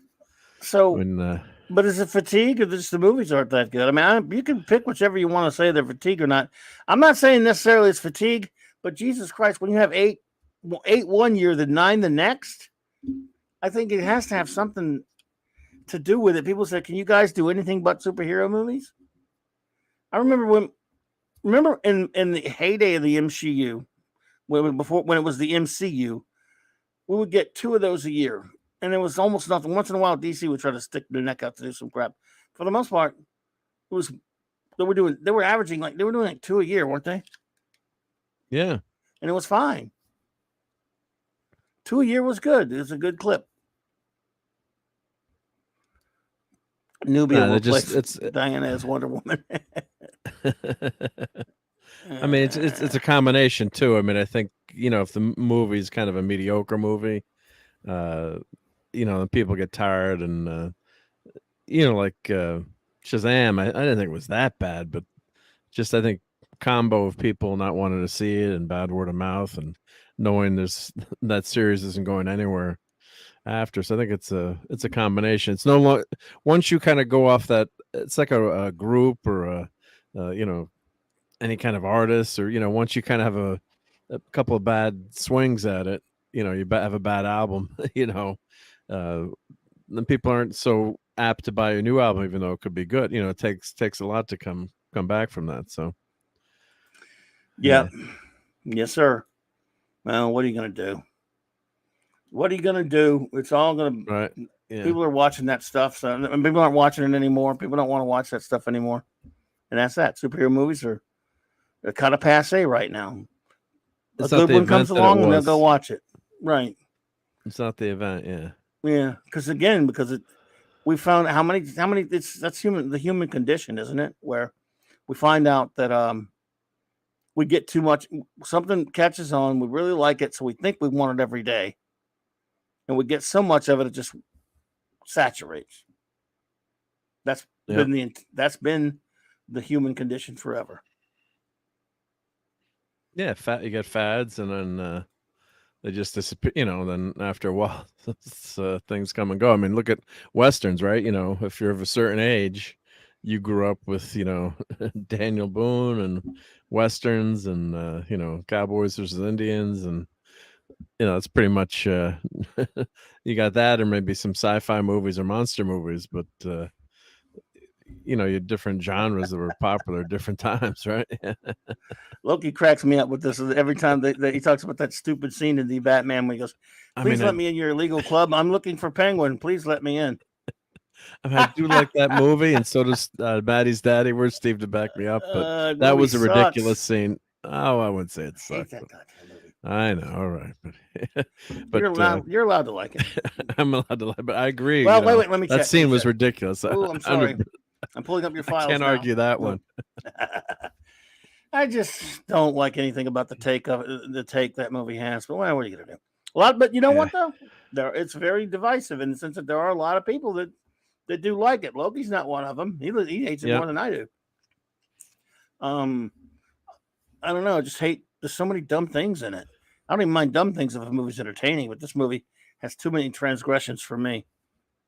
I know something about it. I just like that movie. I don't know. But and the soundtrack I thought was phenomenal too. But do you think the space race killed the Western? So if you mean the TV and movie Western, I think oversaturation of anything does it. I think Westerns is a good point actually. Westerns, and I love Westerns. Yep. There was a time from like the mid 50s, actually, entertainment from the 20s. I was thinking mid 50s TV, but before TV, something like the 20s up into the late 60s and the early 70s, movies were dominated by Westerns. And then when TV became big, and especially into the 50s, into the 70s, TV was dominated by Westerns. Yep. And it just became so much of it. It was only. Do you realize? I think the first Western book. There's a TV show called The Virginian. But there was a movie years before that, and there was a book years before that. Some consider it to be the first Western story. In other words, remember, we're not too. By that point, the Western's still going on. As far as into the 1900s and into the 1920s, there are a lot of places that still look like the old West. It didn't just disappear in one day. So they started doing quote unquote the Westerns as a genre wasn't really even conceived of. They just did stories that happened in different times. And then there was a book called The Virginian that some say launched it as a genre. Yep. If you see what I'm saying. But even before that, they were making Western serials. They were making silent Western films. John Wayne, Marion Morrison. Robbery. Marion Morrison became John Wayne and famous in the Western movies.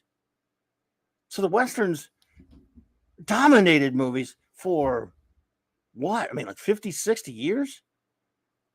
And then eventually people had enough of it. Not that they hated Westerns. They'd just seen everything. How many times can you do the same story? And that was one of the problems with, I'll get back to this as Loki said something here. He says, Alfred, I can't go out tonight. I'm playing depressing music in the cave and gloom tonight. Alfred, where did you put my eyeshadow? Alfred, can we rent those sparkly vampire movies? I like the lead. No argument from me, buddy. But he said the Wild West didn't fully die until 1930s. Yeah, that's true. So Western, and then when TV comes along, it dominated TV for decades. So it was just there's so much of it that people just kind of said, all right, I mean, you see one, you see them all. I hate to say that. That's why Gun Will Travel such a great show. They did it by changing it, making their character unique and doing amazing things with him. But Gene Roddenberry wrote for a lot of Westerns, including Have Gone, but he also wrote some Virginian scripts and stuff like that. I remember there's an episode of one of my favorite Western TV shows. It's one of the last before the Western shows died out, called Alias Smith and Jones. And there's an episode, I remember when I went back to rewatch it years later when I knew more about TV. I hadn't seen it in a while. This is about 15 years ago now. I saw Gene Roddenberry's name on it. I'm like, Roddenberry wrote an episode of this? So I went and I researched it. Roy Huggins, who created Maverick, who created a couple other shows, who also created Alias Smith and Jones. It turned out, I looked into it. I did some research on it. Roddenberry didn't write this episode. This was a remake of a Roddenberry script for a Virginian show that had been remade like 3 or 4 times. And things I'd read about Westerns before that when I used to read about these things, Western TV shows used to regurgitate the same scripts over and over again. Just changing their characters up a little bit. They did the same stories over because how many stories are there? Well, that's what superheroes are doing. I mean, it was done in comics forever, right? But now it's movies. I mean, if you read comics for 10, 20, 15 years and you found yourself reading a lot of the same stories, well, there's only so much you can do, right? Well, now it's movies, comic movies are never bigger than they were in the 21st century, never bigger than they are now. So, of course, you're going to see a lot of repetitive, just a lot of, repeat stuff. Yeah, just again, an article that said peak year for television Westerns was 1959, with 26 such shows airing during prime time. Wow. At least 6 were connected in some extent to Wyatt Earp. The Life and Legend of Wyatt Earp, Bat Masterson, Tombstone Territory, Broken Arrow, Johnny Ringo, and Gunsmoke. So 26 shows in 1959 were Westerns. It's unreal, dude. Yep. Yeah, that's amazing. And Wyatt Earp, that TV show Wyatt Earp was such a romanticizing Wyatt Earp. It's crazy. But you still get some Western, like Deadwood, I guess, was more recent big hit, and Hell on Wheels, and of course now Yellowstone, all the the prequels, but that's kind of a Western, I guess, in some ways. But so it hasn't gone away entirely, but you're not getting it's like today we've got the scourge of reality TV to deal with. Well, cop shows came along and replaced them. Yep. In the 60s, when Westerns started dying out, you had your cop shows and your private eye shows, and those became the big thing for a long time, like a couple of decades or even more. They're still going, right? Yeah, it's still going. Yeah. Law and Order's been on for 40 years. No, just kidding. Yeah, well, it's a variation of the cop show, right? Yeah. Longbush says the WGA has the WGA, whoever they are, Writers Guild Association, maybe, has decided to strike. Last time they did that, some writers, quote unquote, crossed the picket line. Will we notice a difference in story quality during the strike? Well, I don't know. Possibly. Remember the second season of the Star Trek: The Next Generation had a lot of problems because of the writer's strike. They blamed the shortened season on it. Big time, yeah. And they had a lot, It's happened before, dude. So strike does affect things. Yep. Oh, Alejandro, I was mentioning Yellowstone. I meant the prequels, like 1888 and 1923. And I said, Yellowstone's got some Western elements, but the modern Yellowstone. The prequels are Western. That's the prequels are Western. Okay, Western, but not. It's got a few elements. It's got a Western setting, I guess. But I would agree with that. Yeah, just so right. Yeah, I love Westerns. I mean, some people don't. But again, I think the cop show came along and supplanted it. E.J. Hooker, and even before that, like Dragnet, and then into the 60s, you had Dragnet and Adam 12. You had that was like almost like the procedurals that are of later Jack Webb recurring characters shows. Jack Webb was genius. But then you had Emergency. Then you had Beretta and Starsky and Hutch, and like I said, you had a police story, policewoman, Mod Squads, SWAT, the Rookies. You had all these cop shows. Then you had your PI shows, like simply Steve Minchin's Cannon, Barnaby Bones, Mannix. Mannix was a great show. Of course, Rockford Files is the greatest PI show ever. Fight me. Columbo. You had, Columbo, another cop show. Almost like a Kojak procedural.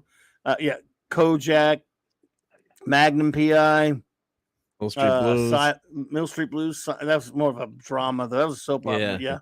Simon and Simon, PI show. I love Simon and Simon. I started rewatching that. I love Simon and Simon. You're watching that now? Cool.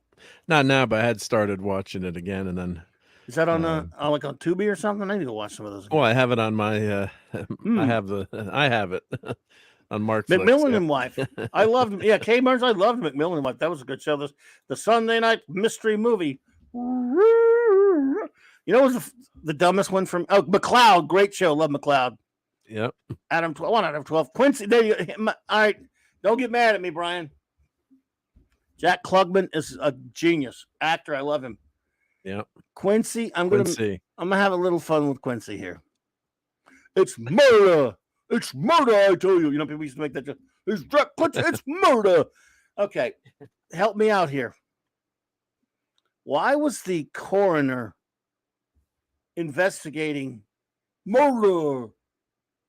I mean, maybe I'm the dummy, but I thought the coroner's supposed to just like do the autopsies and all that crap. Is that wrong? You want to get to the morgue. Do they investigate murders? Not They give the Quincy. findings to the detectives, right? And then they investigate based upon but I guess in that city,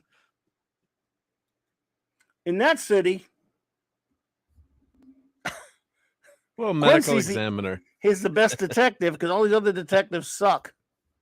Who was his sidekick? Was that Sam? Sam, right? Yep, he had Sam the sidekick, and it was a good show. By the way, I'm just messing around. I love it. Yeah. It was just sort of Well, like you got Bones. You got Bones years later with a much better looking Quincy. I used to aggravate a friend of mine though about on the same lines as this one. Yeah, well, yeah, Bones. She was hot. But here you go. Yeah, Bones was a ripoff of that, right? Here you go. Matlock, for example. And here's another one. Perry Mason and Matlock. Great shows. And I love Andy Griffith. I used to aggravate a friend of mine because I would tease him about. He says, "Well, you always aggravate me on Tuesday night. Matlock's on." This is, appointment. Remember appointment television? Yeah. Your favorite show was on that night. You leave me alone. I'm watching my favorite show. So he used to love Matlock, because who doesn't love Andy Griffith? So Matlock, I'd be like, something that aggravates me about Matlock. What? Well, you open up an episode. He's always defending someone who got framed for it but didn't do it. By the end of the episode, he not only proves that his client didn't do it, he proves it by proving that the other guy did. And it's all one episode. These trials go out for years and years and years. So in an hour, he will get your ass off, and he'll get the guy on the hook. He will catch the killer.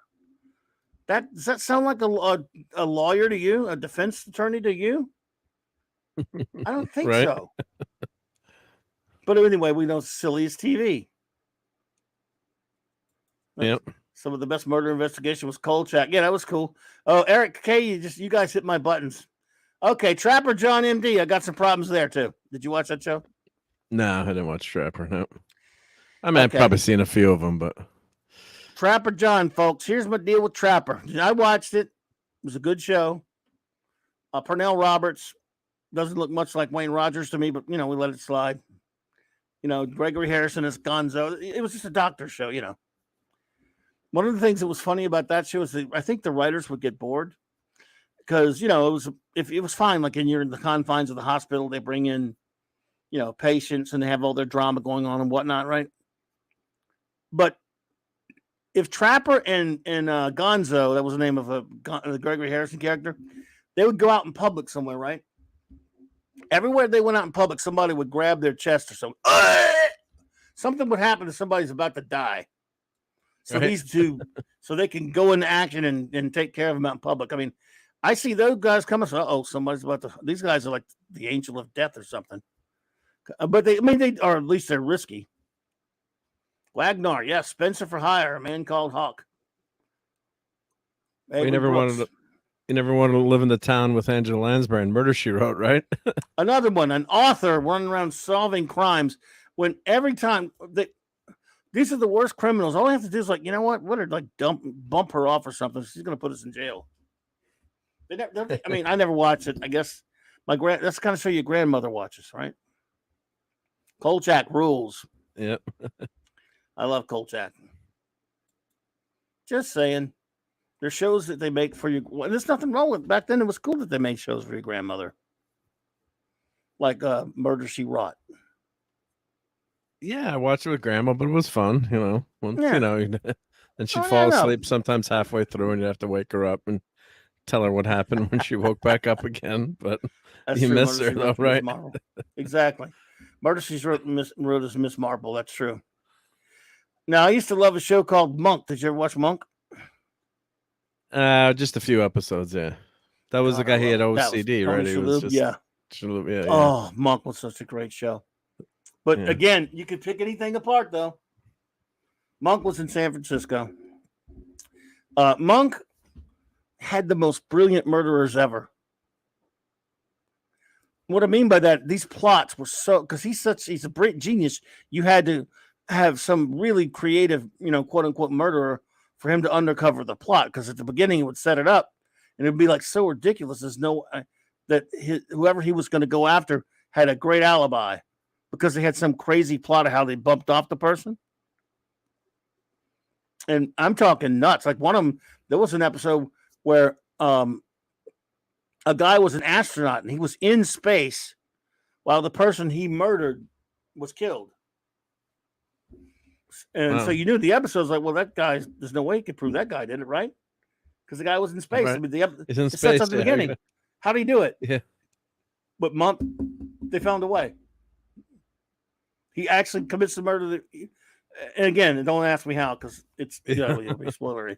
But it's pretty fun, Or guys find like these incredibly creative ways.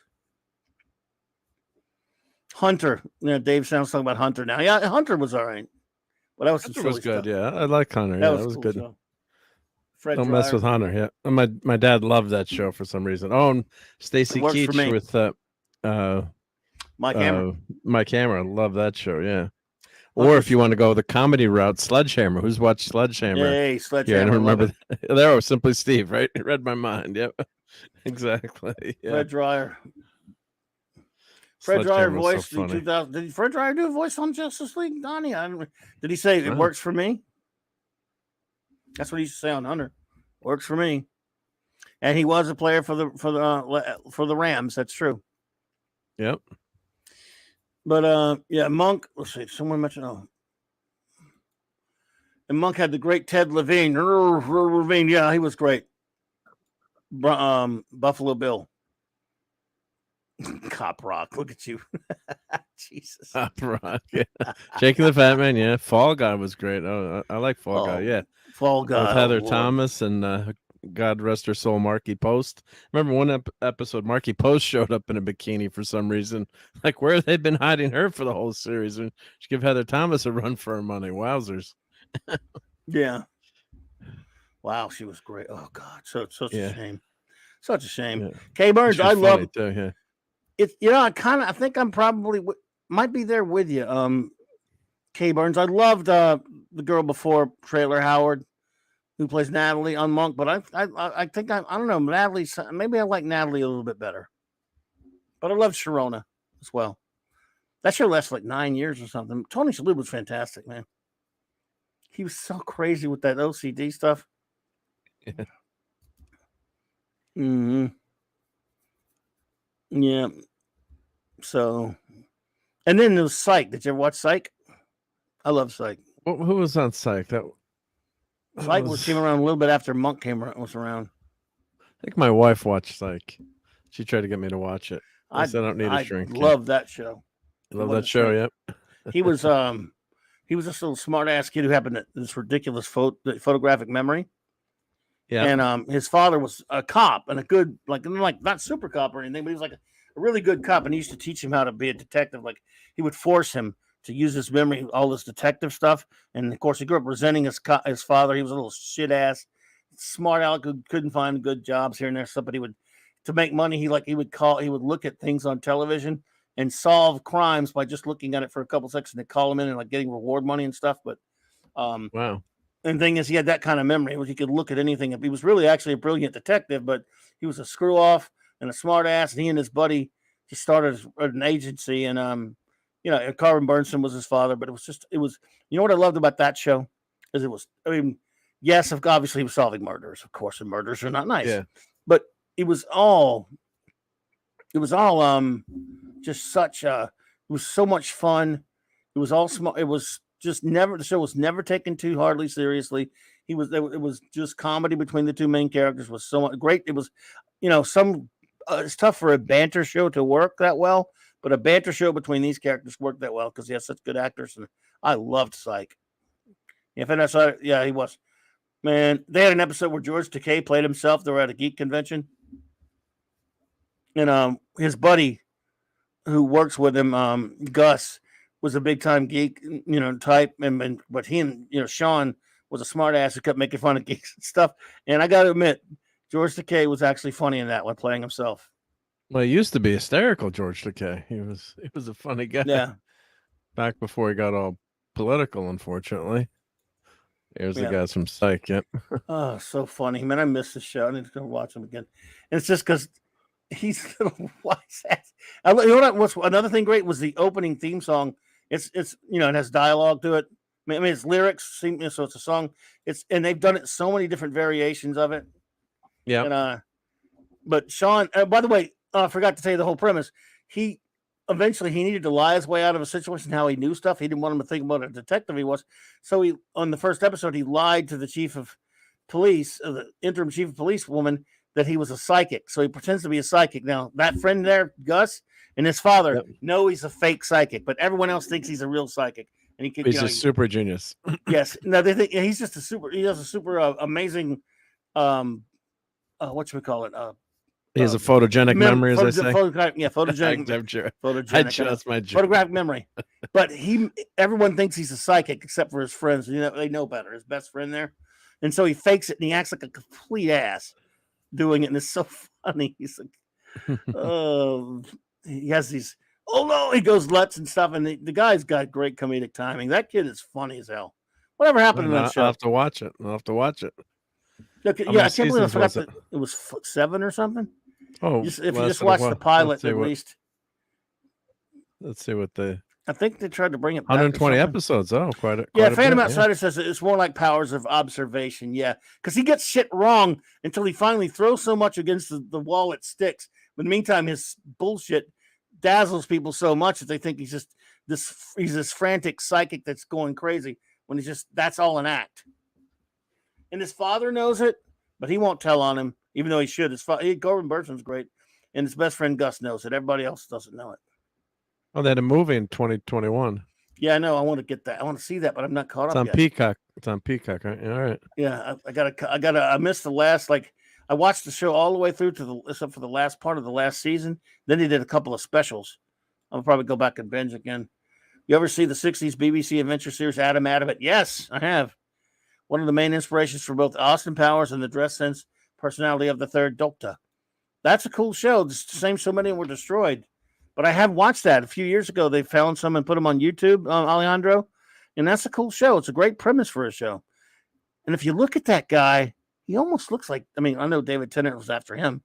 David Tennant looks like that guy who played Adam Adamant. In a way, maybe. Oh, and wow, I didn't know that, Phantom, did they? Because Monk was already over by the time Psych ended. He said the last episode, that's a fan film right there. Of Psych, they teased a meeting with Monk. I didn't know that. Yeah, this is a cool show here. It was black and white, of course. We talked about this before, right? Adam Adamant Lives. Yeah, we've talked about it, right? Yep. Yes, he's from the year 1890 something or other, and he gets a villain, drugs him and puts him in a frozen coma thingy, and he gets buried under this building until the 60s. So he's from he's this old Victorian, very Victorian type spy. J.J. Kirk. Oh, that's the big finish. Okay, sorry, Alejandro. Well, I'm just clicking on 1902. Thank you. So from 1902, yeah, but that's the big finish ones. But I've watched it and it's pretty cool. It was made by no BBC. time travel. No time travel was involved. It's not really time travel now. Yeah. It was just Captain America. Yeah. No, that's a cool premise, yeah. And didn't have much of a budget. It was BBC, remember? Yeah, it was fun. I liked it. I like that actor. See, that's a show you could bring back if you did it well and make sure you set it in the 60s and didn't woke it or anything. Yeah. And no one would mind because almost nobody knows about it. And if you did it right, you wouldn't be stepping on anybody's toes. Well, I didn't know how'd they tease a meeting with Monk, Fanty. Oh, okay, let's see. He says in the last episode, Sean goes to San Francisco where Juliet went and they say, "Where's their detective?" She's Juliet. Oh yeah, she was his girlfriend. They say he's in the victim's pantry advertising the spice rack. That would be Monk. Yeah, that would take a while at my house. I got a lot of spices.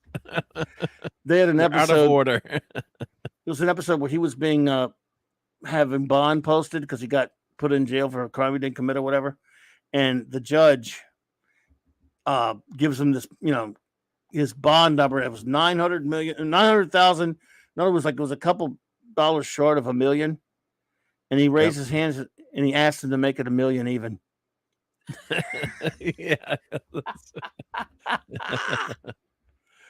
Oh, Jesus. Yeah, he could have been a good Bond. Yeah, it does look like it could be Bond. I'm sorry, an Adamantium. Yeah. Adamant. That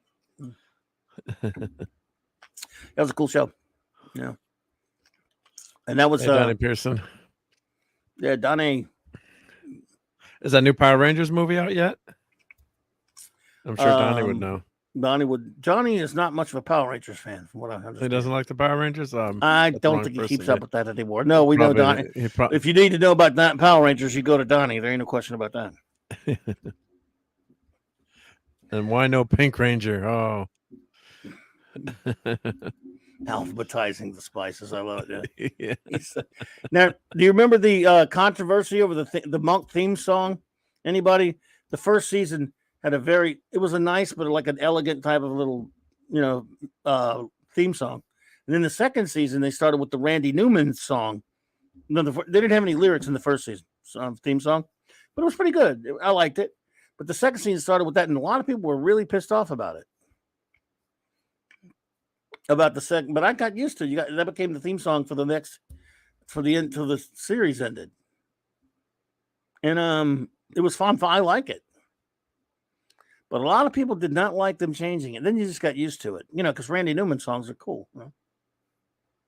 Well, if you have obsessive compulsive disorder, you don't want to change the theme song. No, you don't. Right? I'm surprised Monk put up with it.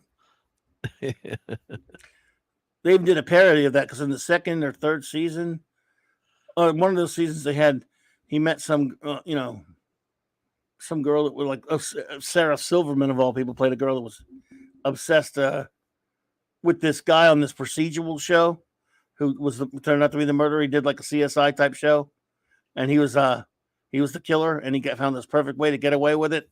And all the cops, they all admired this guy because they like his show and stuff. And Monk's like, that's not how it works. Not how it ever works. He basically, they take the piss out of one of those CSI shows. Hungry Boy says, what? 1976 Cockrum would have drawn Fab Power Rangers for Donnie. We need a TARDIS to make that happen. He did draw a Doctor Who, and he did draw the first 4 Doctors for Marvel once on a pinup. Phantom Outsider says, also in the last episode, he made a DVD where he confesses to Lassiter. Lassiter starts watching it and says, Lassie, just wanted to tell you, Lassiter turns it off and pulls the disc and breaks it. Oh, wow. Yeah. I didn't get to see the last episode. Damn it. That's hysterical, yeah. Well, that's not too spoilery then, because even though I didn't get to see it, I will one day. I love that theme music. That theme song. He's passed away now. How many years now, Tony Shalhoub? Who? Is Tony Shalhoub passed? Didn't he? No. Oh, no. No, Tony Shalhoub's alive? Are you don't scare me? Alive? Jeez. Are you? I'm a bad Are guy. you out your mind? I think it's someone else, I guess. Now you got me wondering. Sorry. Yeah. I'm sorry, Tony. It's cool. Yeah, man. Just apologize to Tony, dude. Yeah, he's gonna come get me. Yeah. Unless I'm the one not thinking about it right. Wow. Somebody let us know. No, we still. Thank God. All right. Jeez. Oops. Retract that. I'm wrong. That was another show. I don't know another show. I don't know who this guy is on here. Gotcha. J.J. Kirk. Well, someone will let us know. Oh, yeah, they did 3 psych movies since the finale. Okay. Well, they're getting old, but they're still. They were pretty young when the show started, so they could do more. I was sad that the guy that plays Monk's shrink almost for the entire series passed away toward the end of it. From one of the last seasons, the guy who was on TNG once, on a bunch of stuff. So anyway, yep, 9 seasons. I watched every one of them. Yet. I watched every one of them. You know, thing about the format there for Monk and Psych, they were on USA, right?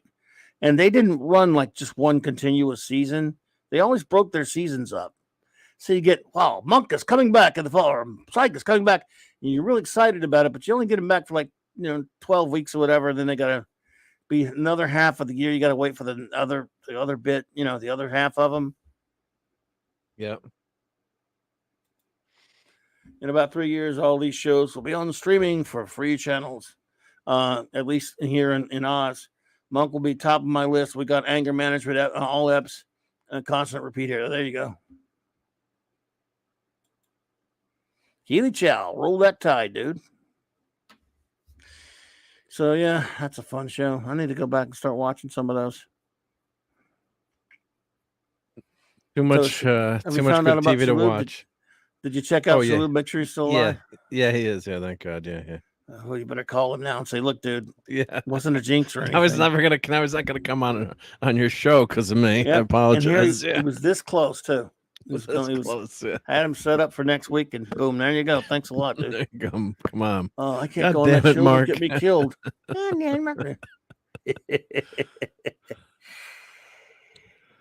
Oh dear, oh dear, dear, oh dear, oh dear. What can you do? Oh my goodness. Now, what else is going on with you, Ditter? Oh, not much. Just doing a lot of work, website work. Boring stuff. Hey, yeah. Warehouse 13. Yeah, Eric K. brought that up. So, Eric K. I just Who binged librarians. Yeah. Well, I binged this a few months back. Warehouse 13. My goodness, and again, like a lot of things, I was sad when it was over. This is a great show. I was surprised how good it was. So clever, so much fun, great characters. This was right on the cusp of when they stopped making good characters like this. And yes, they do, because it is Hollywood of the 21st century. There's some cringy stuff that they do that borderlines on but nothing compared to today. But does borderline on the wokey, the girl power stuff sometimes. And look, it's only two dudes. Look at the ratio: 2 dudes for all those chicks. But on the other hand, if I'm one of those dudes, I'm not complaining much. Look how beautiful the girls are. So there's that. At least they're allowed to be beautiful, right? Yeah. Let's see here. Any chance you'll do a Warehouse 13 Wednesday? Like Saturday Night Star Trek, I think the series deserves loyal reviewing. You know what? I don't know about a whole Wednesday, but I might start reviewing them. Do them in the clubhouse. I don't know, man. I could review them on the clubhouse one day, but I'm going to make Mark and Raquel watch a show they don't want to watch. I don't know if Raquel would be into this show. You might like it. I've watched some of it. No, I would like this. Yeah, I liked it. Yeah, I've watched a few. It's a great idea. Yeah. But flip through and never watched it religiously, but seen a few of them. Yep. Yeah, but again, it may not be something you would want to review. I don't. Oh, I love talking about any kind of genre stuff. Yeah. But I don't know if it would have to be something we're all really 3 of us together really want to talk about. But yeah, look, if nothing else, hey, maybe I could, I don't know, JT, if you want to, man, maybe I could do something where I at least review it and hear myself on a Wednesday night. I don't know. It's a good point. My sisters watched Psych, Monk, and House on Sunday afternoons way back in the 2005 Relax and Relief of their studies in college. Yeah, well, there you go. Back when they were still making stuff nice to watch. Not that they don't make stuff now. I'm just saying, Well, do we have what's on tonight late night? Do we have is that tonight or is that tomorrow? The P Hard. It is. It's tonight. Are you staying up Do late Babylon 5. Hey, Monkey Jeebus, what's up, dude? Yeah, Hey, I guess I am. I've stayed up. I think I stayed up last night to watch never going to finish. I think I stayed up last night to watch a certain show, but I can't be sure because I fell into a coma. It was so boring. Which show? Mandalorian? Mandalorian. Oh, I love that episode. Retro Nerd Girl loved it too. Last night? Yeah, that was a great episode. You fell asleep watching that one? What? I thought that was great with the fight and everything. And no, I thought it was good. It's so bad. It's like this show has now been turned over to her I mean, I don't want to say she's the titular character now or anything, but sorry, I had to. Couldn't stop myself. Not gonna apologize. Ain't gonna do it. It's just lame and dull, man. I gotta be I honest, it was liked putting it. me into a coma. Maybe I can watch it again. I got it. Well, I watched it this afternoon. It's not that whether it's good or exciting or not. Hey, Admiral T, good to see you. Hey, Admiral. And yeah, I'm good. Look, I'll sit through it tonight. Don't bother, Admiral. I'll watch it for you, buddy. I'll punish myself. But I just thought it was okay. You can tell that they're just handing it over to her, and But you think she is the Mandalorian. There's no question about it. She is. And by the way, if that's fine for you, fine. I just don't really. It's not like I care about Din Djarin so much. But I thought last episode was boring. Well, I was going to say I don't mind if they have strong side players in the show. Obviously, he should be the lead character. He's not. But I don't know. I really like the setup. I thought it was interesting. But the only thing that's silly is minor sport. Well, I guess minor spoilers. But last week was horrible. IG-88. Oh, yeah, it was a bad episode. IG-88 becomes or IG-11 becomes IG-12, and they put Baby Yoda in there. They got to get rid of Baby Yoda or do something. Have him have a growth spurt or something. It was I'm so sick of that. Right there when they put him in IG-88 like that, I was like, oh, that was ridiculous. No. And he's useless too. He's got no weapons, like he's just in there like it's a big robot, walking around, and he can't even do anything cool. And he didn't do anything in the episode last night when certain things happened. But I did like that episode, I have to say. So. Well, I mean, maybe I should try to watch it again. Granted, I was tired, but I mean, I guess I'm tired. I'm just frustrated with. Look, I like her, but make a damn show about her already. It's called The Mandalorian. So, but again. It is just called The Mandalorian. That's a very general term. So they have decided to make the show about her, and that's fine. If this were something that we weren't seeing everywhere anyway, every TV show and everything being made was all about, the always all about the female characters and the Force is female, and it was something that isn't done to death all the time. Okay, I'd say make a show about her. I don't care. I like Katie Sackhoff, but the fact is, they're trying to be done. They're not even that subtle about it. They're making a show about her. I guess too. It's like you said. It's in context. I mean, if this episode years ago wouldn't have caused any alarm, maybe I guess it's just taken in context of everything else. But I mean, this character had a phenomenal scene. I can't forget the name of that Mandalorian. I really like that character. Kick-ass big guy. And you've got some explanation of why the Empire is coming back. His performance was laughable to me. You didn't like his performance? I didn't mind it. A little over the top, boring for me. A little kind of like weird. Let me answer this real quick here. First of all, agreed. Hungry Boy, yes, the Jack Kirby tribute episode of Warehouse 13 was wonderful. That was so great.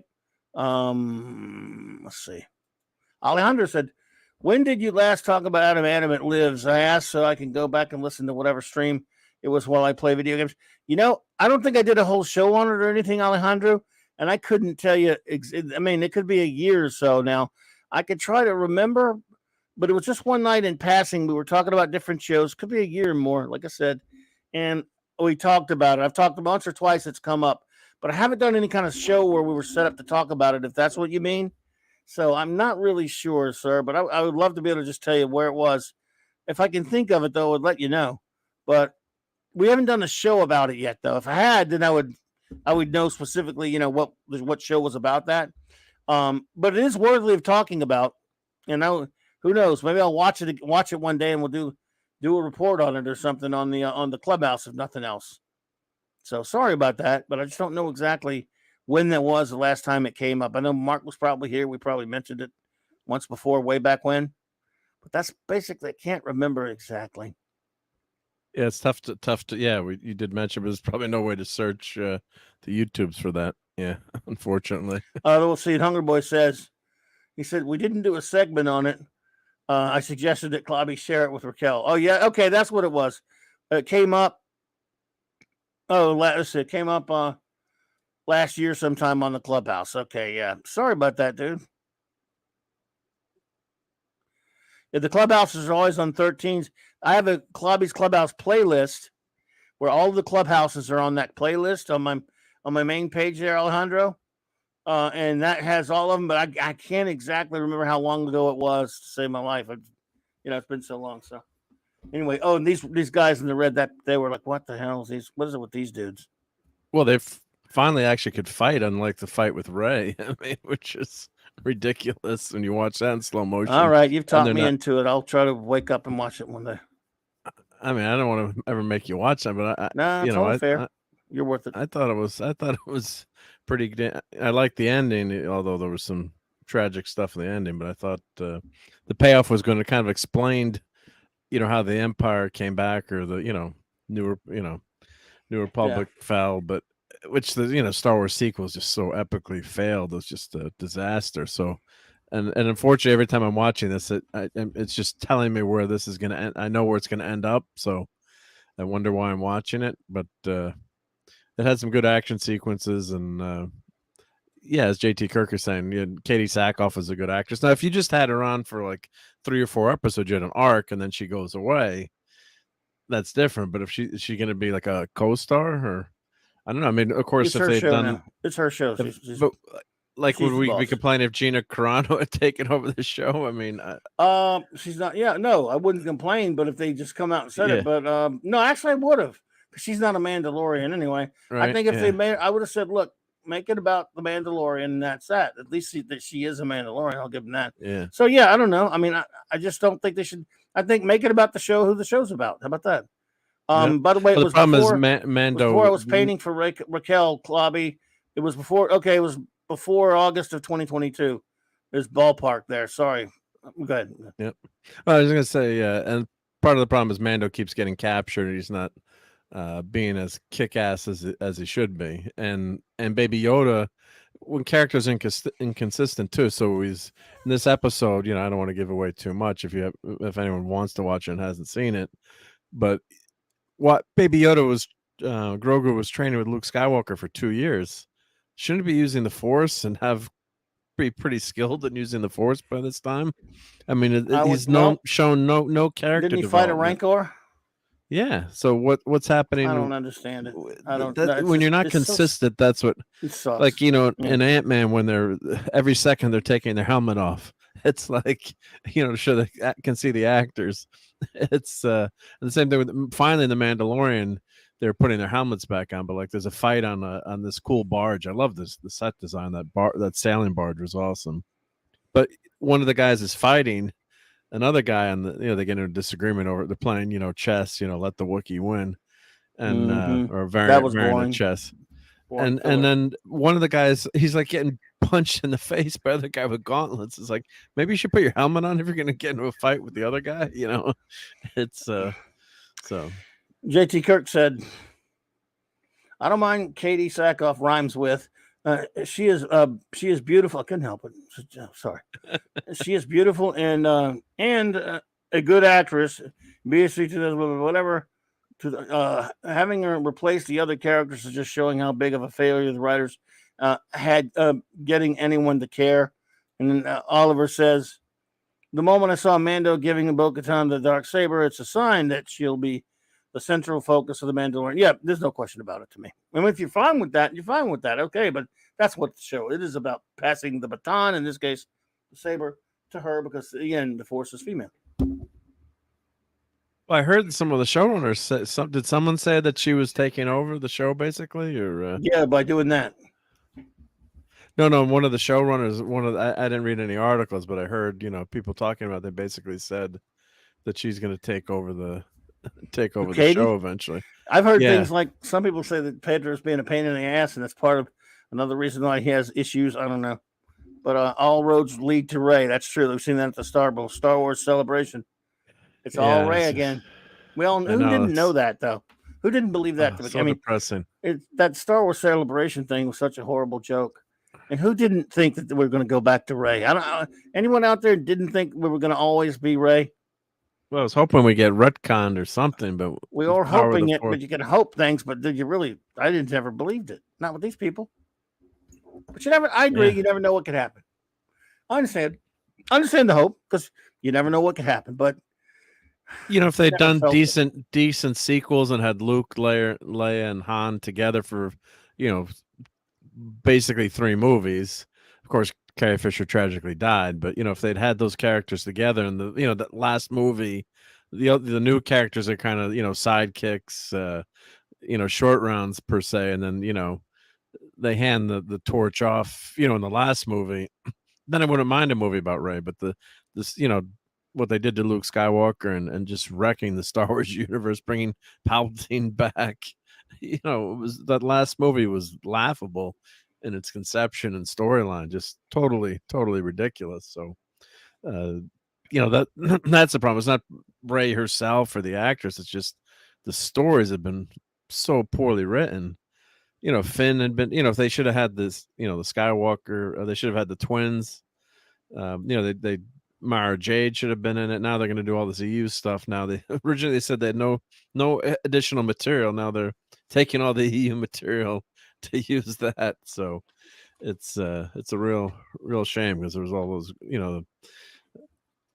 great books, great stuff in the EU, and Luke was just they made Luke a failure. So but Rey saved everything now. So that's. And that not that how could you not conceive how much you would alienate all the other fans? It's like you make Luke, you honor Luke, and then you can have someone that pass it on to that next generation. But yeah, it's just depressing. Just want to erase it. I wish I had that, like in Star Trek, where they can erase. Dr. Bashir can erase part of your memories. It's like, can you erase those sequel trilogies out? We thought we didn't like some of the prequels. God, if you only told me how bad the sequels would be.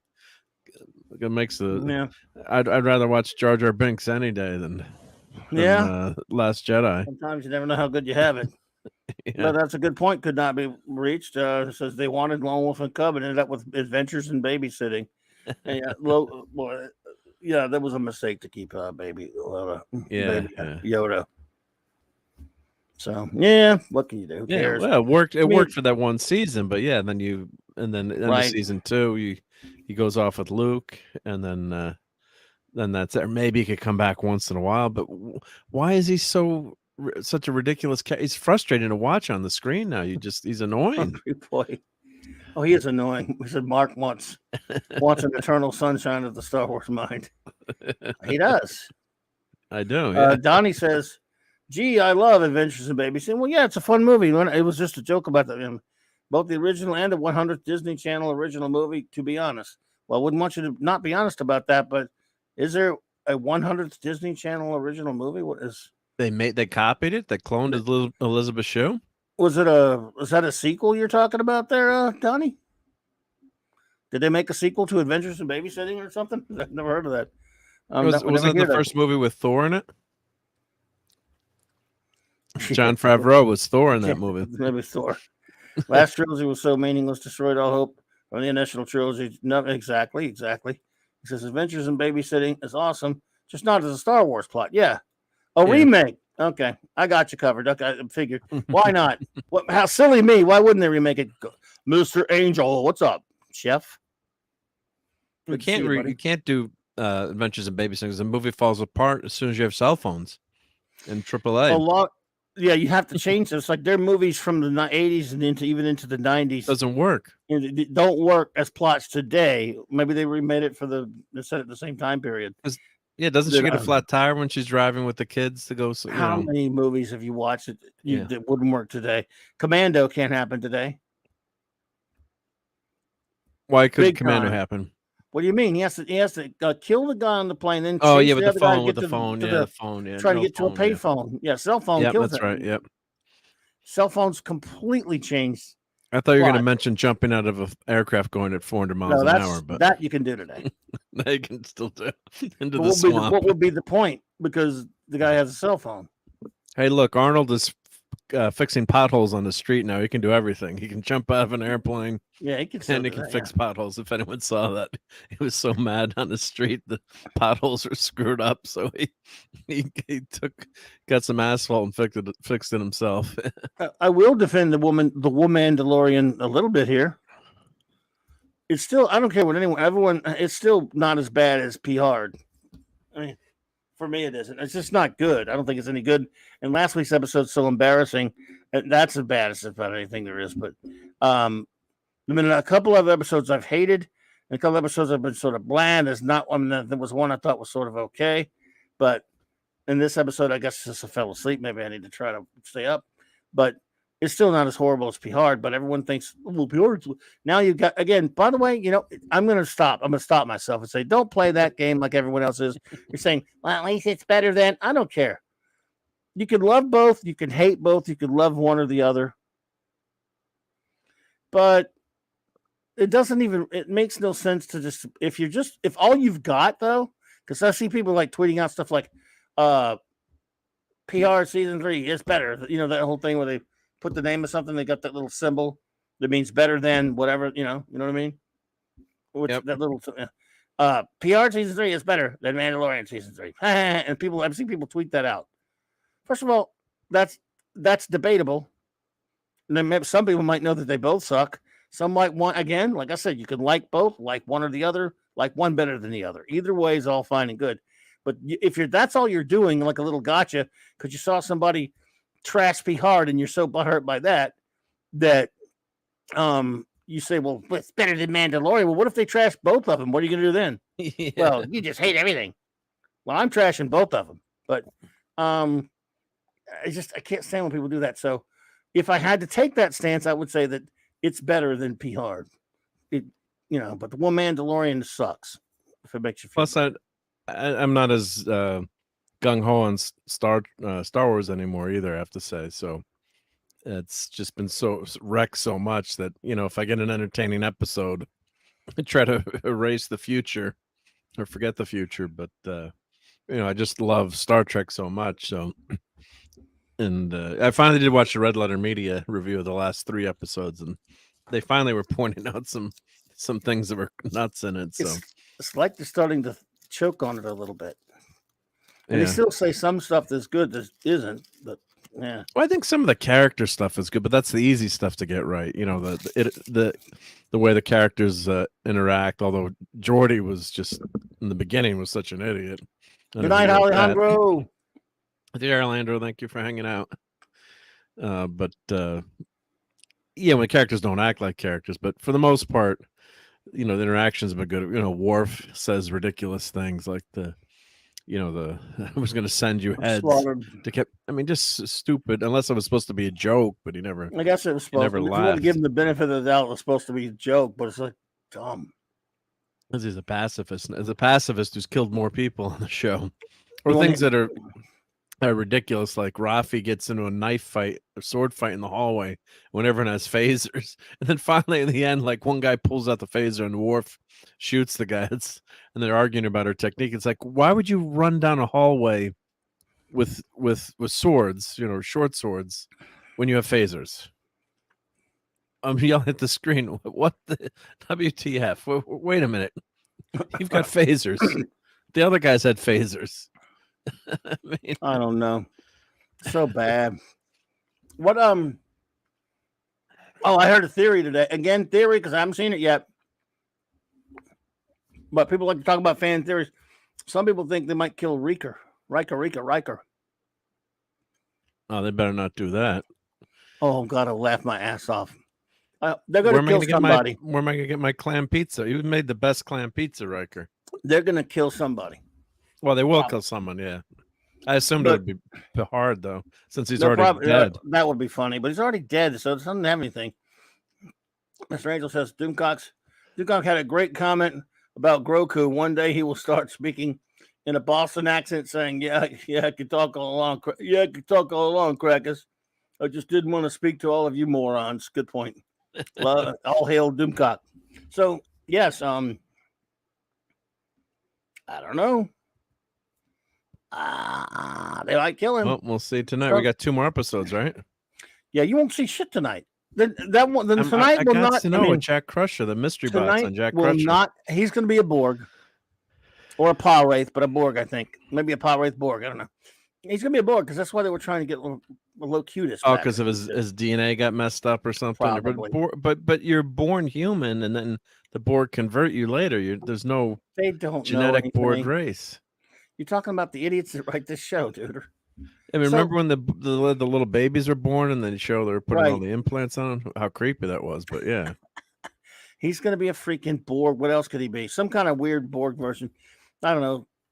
A changeling Borg. Then I don't know exactly what. But the problem maybe it'll be they'll the kill angel from Children Shall Lead. Yeah, that's it. There might be. It might be. They might. You're right. You know, Phantom. They might kill Troy. You know, just I don't know why. Just for the hell of it, because she's annoying. Maybe they can't stand her. I don't know. But they might. I don't know. They're gonna kill somebody, and I don't. The reason why I don't think it's gonna be hard. It might be, but he's already freaking dead. Kill him again. That's no. He's transplanted I don't know brain, if they're right? dumb enough. Well, they're showing the last 2 episodes in IMAX next week too, for free. If you can sign up and go, but I can't wait. you can't wait. Yeah, No, I don't think so. pass. It's a hard pass. Yeah. Yeah. I don't think so. But yeah, think of it though. You write a show and then you have no idea about anything about Jack Crusher for 8 hours. It's just like this gigantic mystery. It's like of why they want him. It's, I mean, I think it's just horrible writing to string it along for that far. And then what if it turns out it's going to turn out to be a huge disappointment in the end? Everyone's going to like, what? That was a horrible MacGuffin. But maybe we'll find out tonight. But you're probably right. It'll be at the last 5 minutes of the finale. We'll find out. Yeah. Well, I don't know. But we're not going to know everything until the stupid last episode. It's been dragged down. It keeps getting kicked down the can. And anybody who goes to the theater to see that turd drivel, okay. Whatever, buddies. If you want to go see that stuff, it's bad enough sitting at home watching it. Well, it's free. You can go for free. I can't. I mean, well, I have to wait for a while. Yeah, they're not charging for it. But I do pay for a service thingy. But yeah. Well, what can you do? And we get Clobby. We get Clobby Cosell and Orak. Villet weighs 73 kilos. Avon. Sorry. Space vehicle will be destroyed. What you got? What you got there? Oh, I was just trying to find out where Picard was playing. Just 10 IMAX theaters will screen the 2 episodes on November 19th. Yep. Scotty, April 19th. Yeah. Scotty, what's up, dude? Hey there, welcome. So, you gonna put that up there? Or you gonna just Well, here. Well, just for fun, yeah, we can. I don't want that crap on my screen. What is that? Go ahead. I'm just kidding. Man, So don't here, I'll put the link in. promote this crap. Don't put the link to that. It's free. We could do you go. mean free? You could go boo. What do you mean? You just free? sign up. Well, they're not charging you to go. It's a free you can showing go in to- IMAX. Oh, it's a free show. Why? What's the catch? Yeah, Well, you just got to hang out with a fellow Star Trek fan. So let's see where it's playing. I just want to see where it's playing. Oh, really? So it's playing in. Nick Weiser could go. It's in Chicago. It's not everywhere. Wow. No, it's Atlanta, Georgia, Chicago, Dallas, Fort Worth, L.A. Oh, okay. Lincoln Square 13, New York, New York. I mean, it's not could near go to me. that. What a shame. Am Salmonte. It's in Orlando. Dadman can go. If he's in Florida, Phoenix, San Francisco, Seattle, and Washington D.C. Oh, join the wait list. It's sold out. Oh man, I mean, I have to wait for it. What day is that? Well, here, do you want? Here we can.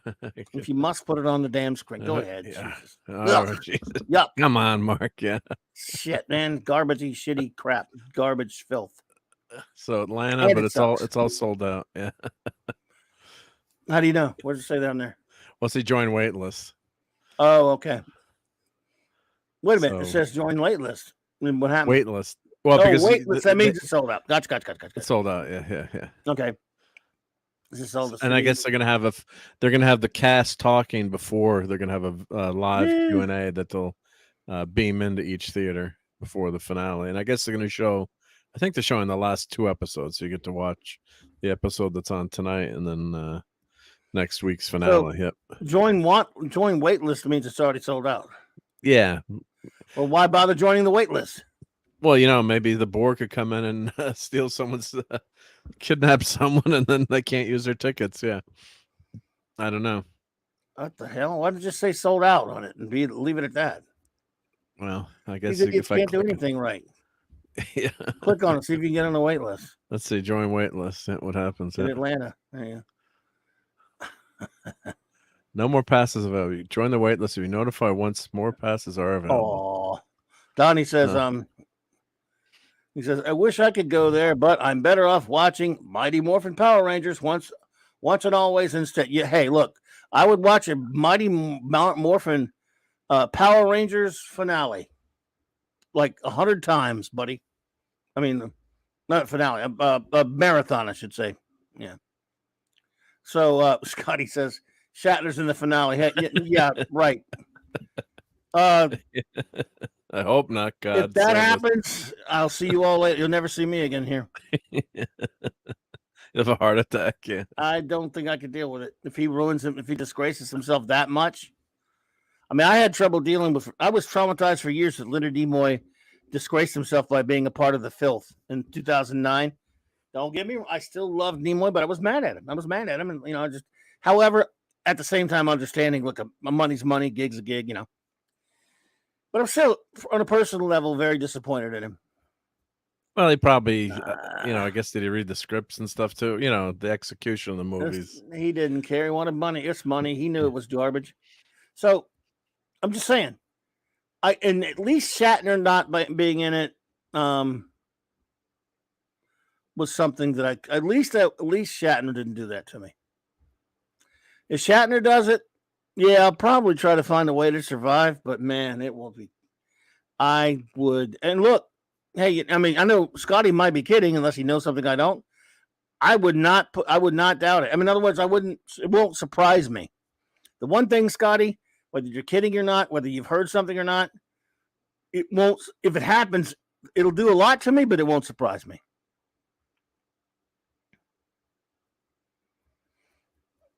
Oh, Scotty's one of these weirdos that likes Star Trek Beneath for some reason. Well, that as it may, but he's not even really in Star Trek Beneath, is he? It's like a picture. Did they stick Nimoy in there somehow? Did I forgot? Oh, yeah, but I think it was just a pic. They've mentioned him. It was just a picture, like computer screen flashback. So yeah, I mean, it's like it's not really in Star Trek Beneath, which is a shitty movie and a piece of filth-infested trash, but he's not even in that crap.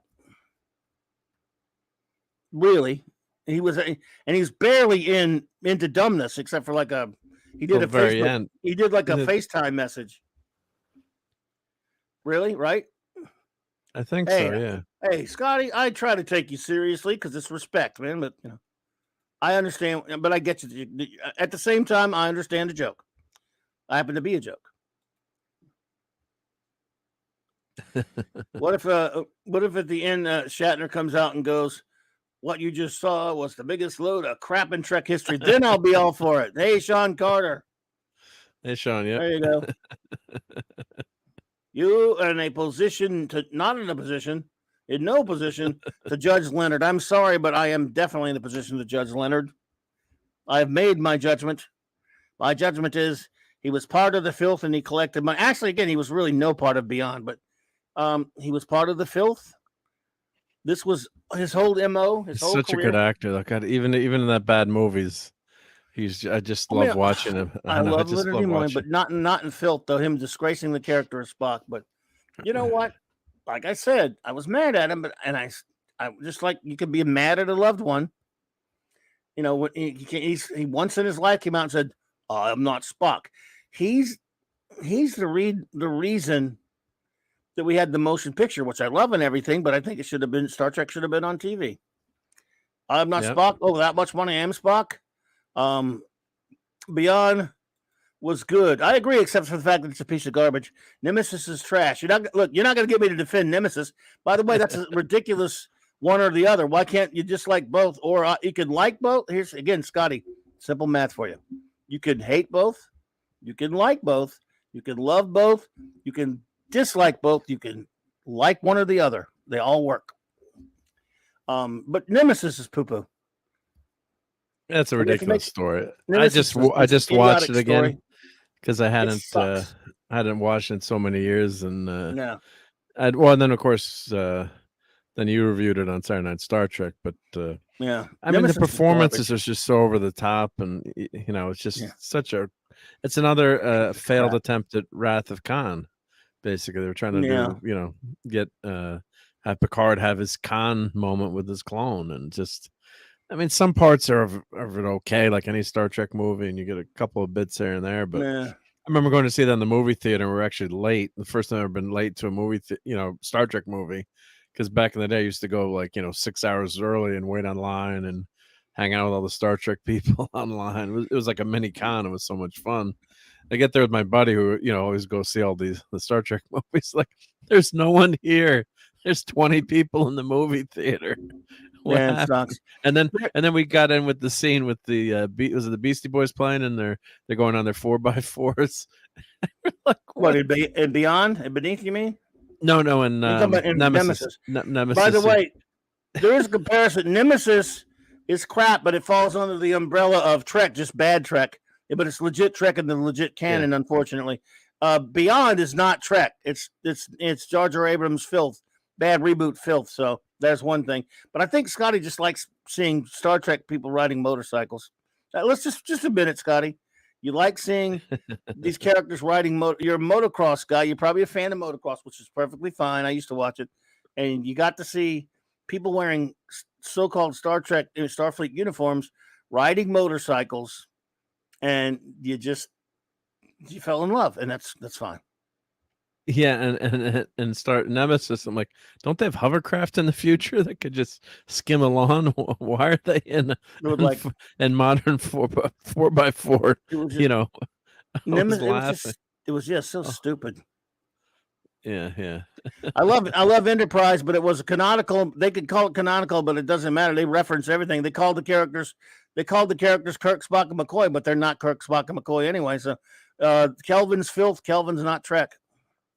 Nemesis sucks, though, if it makes you feel better. I mean, again, Star Trek is created is made by human beings, and therefore it's never going to be perfect. So, Enterprise. Wait a minute. Enterprise was no.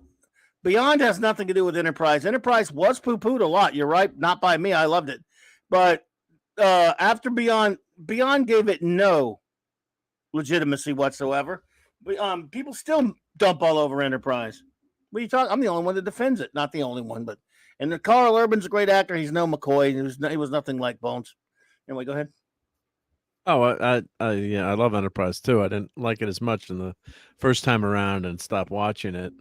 And I think it actually holds up better when you stream that third season with the Xindi War, because you're watching it back to back to back. And I think the time travel. Where's Captain Finity when we need him? But too much time travel. When they added that as another underlying plot between the show, I think that really hampered a lot of it. But there's a lot of great episodes in that show, and they're the ship is very primitive, underpowered, so you kind of feel that that no universal translator. Carbon Creek is one of my favorite episodes. Oh, I love it. Vulcans get I love it. Stuck in the past. Scotty and I agree on this one. I love Porthos. Yeah, Porthos is great. Yeah, get him some cheese. No, there's some great stuff in that, and you got some great aliens in there too. Think about the aquatics. I mean, what happened to them in the new Star Trek? Why didn't they ever show that right? They haven't shown any Xindi yet. Well, I mean, the insect creature, the insect. I mean, there's some really innovative aliens in that show too that were interesting. And then of course, the Andorians. They had some great Andorian episodes in Enterprise.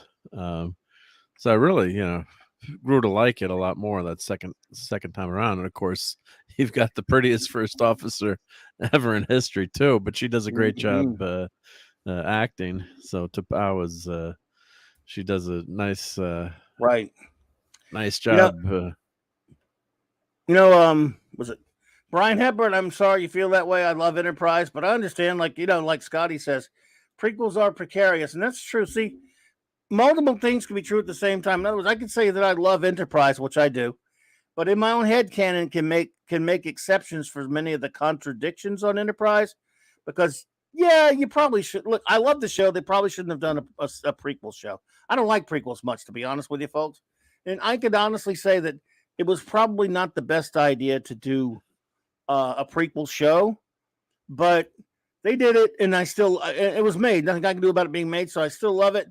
Some of the contradictions they went about trying to correct and fix, so I accept it. It falls under the 735 umbrella of Roddenberry / Berman Trek, so it's real Trek. Anything after 2005 is not legitimate Star Trek. And even bad stuff inside that window still Star Trek, just not very good Star Trek.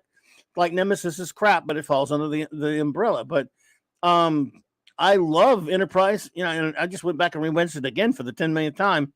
And but I'm with you, Scotty. I want to go both. My problem is you should probably, like, after Nemesis, they should have done, and then after Enterprise, do a show that takes place, takes place 20 to 30 years after Nemesis, which is what, and with a different crew on a different ship. And because Star Trek's supposed to be going forward. So, yeah. You got to be on a spaceship. It needs to be on a spaceship out in space, and that's one thing. Look, I hate P-Hard season 3, but it resembles, it resembles, I think a lot of people are giving it a pass because of the member berries, the nostalgia, and the fact that it doesn't look anything like those putrid first 2 seasons, because they're running around, at least they're running around doing shit on a spaceship out in space. Yeah. It's not good. It's badly written. It's terrible. It's badly dialogued. The characters are crappy. It has no story. It's just kick the can down the lot and stretch out one dumb story that could have been 2 or 3 episodes into 10, because these people can't write. But you're getting to see all this fun stuff that you didn't get in the first 2 seasons. You're getting to see the characters you got to see before. And, you're going to see some kind of closure to those character stories if you needed that. And that's about it. It's enough for you, even though it's the same deep, it's the same dark, dank, dystopian shit verse that Klutzman gave us with P-Hard seasons 1 and 2. It's still that same universe with all those same problems. And so it's just not Star Trek. And that's me admitting that it doesn't have a lot of the horrible shit that seasons 1 and 2 have. It's still just not, it doesn't make it good. Well, they're still trying to make the Federation look bad. Federation still looks horrible. Everything, Starfleet, the Federation, they're all trash. And it's still just ugly garbage. It just doesn't fit Star Trek. So, hey, it's garbage. Yeah. I mean, Worf committing murder. I mean, dingling, ding dong. I like the first episode. Scotty has a way with words. Say again. No, in the first episode, Worf commits murder. He's supposed to be a pacifist, and he chops the Ferengi's head off for no reason when they could have interrogated him. It's not like the guy had a gun pointed at him or anything. He was just standing there, and he lopped his head off. I mean, just totally nuts, totally incongruent with the character, especially when they're trying to make him a pacifist. You think they just knocked the guy out, use the side of the blade then.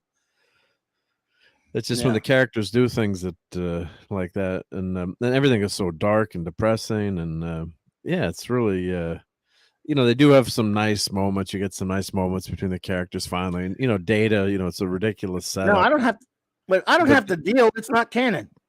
Yeah, but then it's not canon. Go ahead. But then it doesn't make still doesn't make it good overall. But you get these nice moments. Like the last 10 minutes of episode 4, I thought were really good when they get out of the nebula or wormhole, wherever the heck they are, and they had those creatures. They figured out a way to escape, and Riker throws the asteroid at the other ship.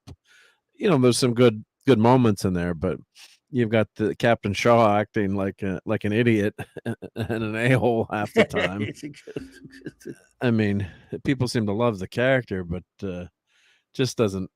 It's just they're not consistent with his actions. So Yeah. Well, and then no one believes they don't believe Picard and Riker in the beginning, and then he's all on board with them. It's like he wouldn't chew out Admiral Picard. I mean, the guy's supposed to be the most respected guy in Starfleet today, and he treats him like an imbecile in that first episode. So it's just stuff that pulls you right out. So, but the ships are gorgeous, though. I have to say, the ships, they did a great job with the prowess on with the spaceships, at least. Yeah.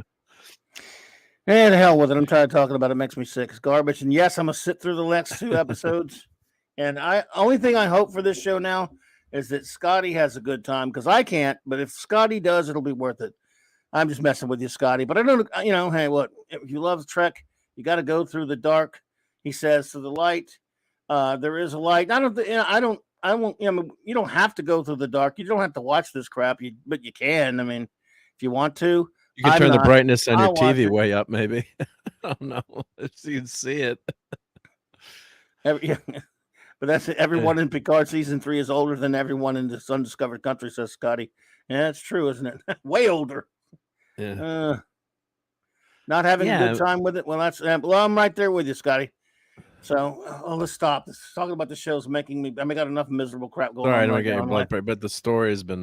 Story has not been good, not been original. We got Wrath of Khan Light with Amanda Plummer. Yeah. Anyway, I want to thank everybody for hanging out with us tonight. I just wild carded it, and I want to thank the great Mark D with a C for hanging out with me. What you got going on? Oh, just the usual. Try to do a video a day. My ridiculous video that I did with the Spider-Man spinning thing hit over 30,000 views. Wow, it's been going crazy lately. Which and when we work on all these videos and have fun with them, and it's always fun to have a video that takes off. But I was hoping it would have been maybe one of the videos that they worked on, like a review with you. Not that you guys, I always appreciate everyone that watches and things, but this video, the Spider-Man spinning video that I did, I'll put the link. It got hit over 30,000 views the other day. I'm like, crazy. Ezra, Shalom, Ezra Goldstein. Good to see you. That's crazy, man. Well, anything else going on other than that? Oh yeah. So, of course, I want to shout out to Brian Hepburn, who's one of my first Patreons. So I got the Patreon going and working on and Shooter, like Hail to Shooter. Just working on some things for that, and trying to do some 3D prints. And of course, we've got the Clubhouse tomorrow night, so looking forward to that. And we're going to do the watch party for UFO. So I got to set that up. What's our UFO episode? Oh, I don't know. I was going to ask you. Yeah, let's check. Yeah, UFO episodes. I usually do those around 8:30. So let me see what I believe our episode is for tomorrow night. Let's see. I think we're basically in proud order now. Conflict. Thanks, Scotty. Was the last one, right? Yeah, Conflict was the last one. Let me scroll down here. Dalek Tech Affair, maybe, or no? Let's see here. Let's see. We did Expose, Conflicts, Dalek Tech Affair. Yep. So we're gonna go to proud order. So it's basically down to proud order now, I think. Okay. Yeah. Okay. Cool. Yeah. So that's a flashback about Colonel Foster dining with Alec Freeman. That was a good really good episode too. Yeah. Cool. Looking forward to it. All right, everybody. Well, appreciate you so much. Let's see up in here what was going on. We tomorrow night, the Clubhouse, of course. Actually, of course, tomorrow night I'll be on at 6 p.m. with Midnight's Edge After Dark with the great Tom and that great group there, talking pop culture stuff on the great Midnight's Edge channel.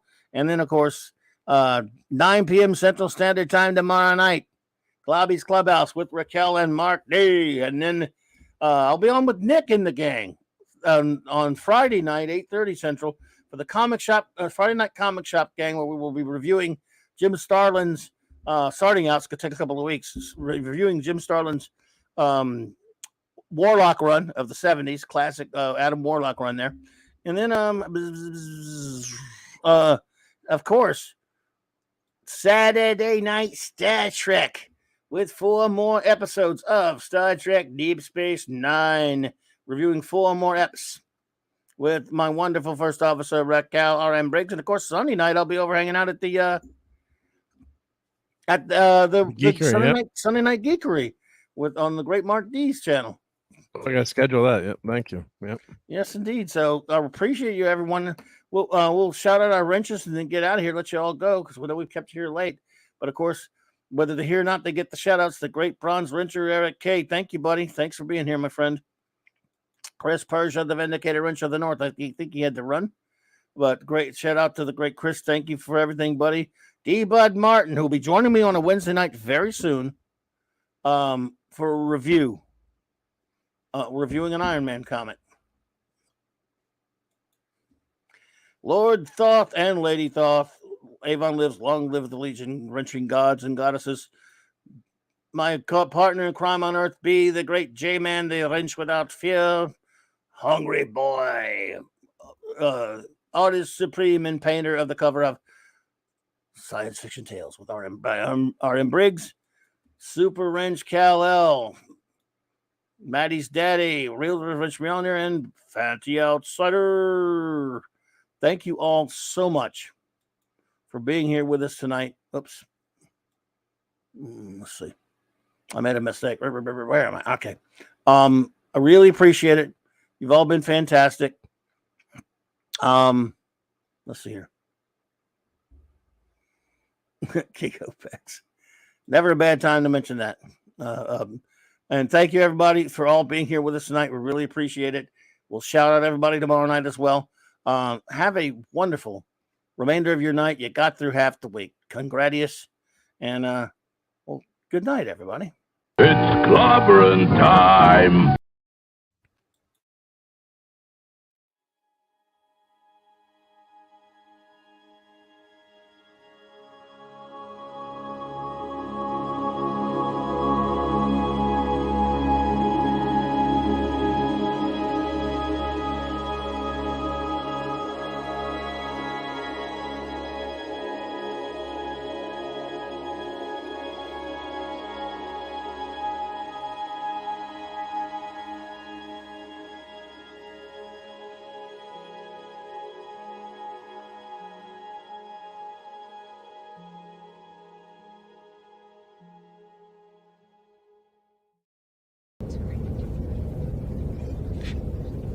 It is green.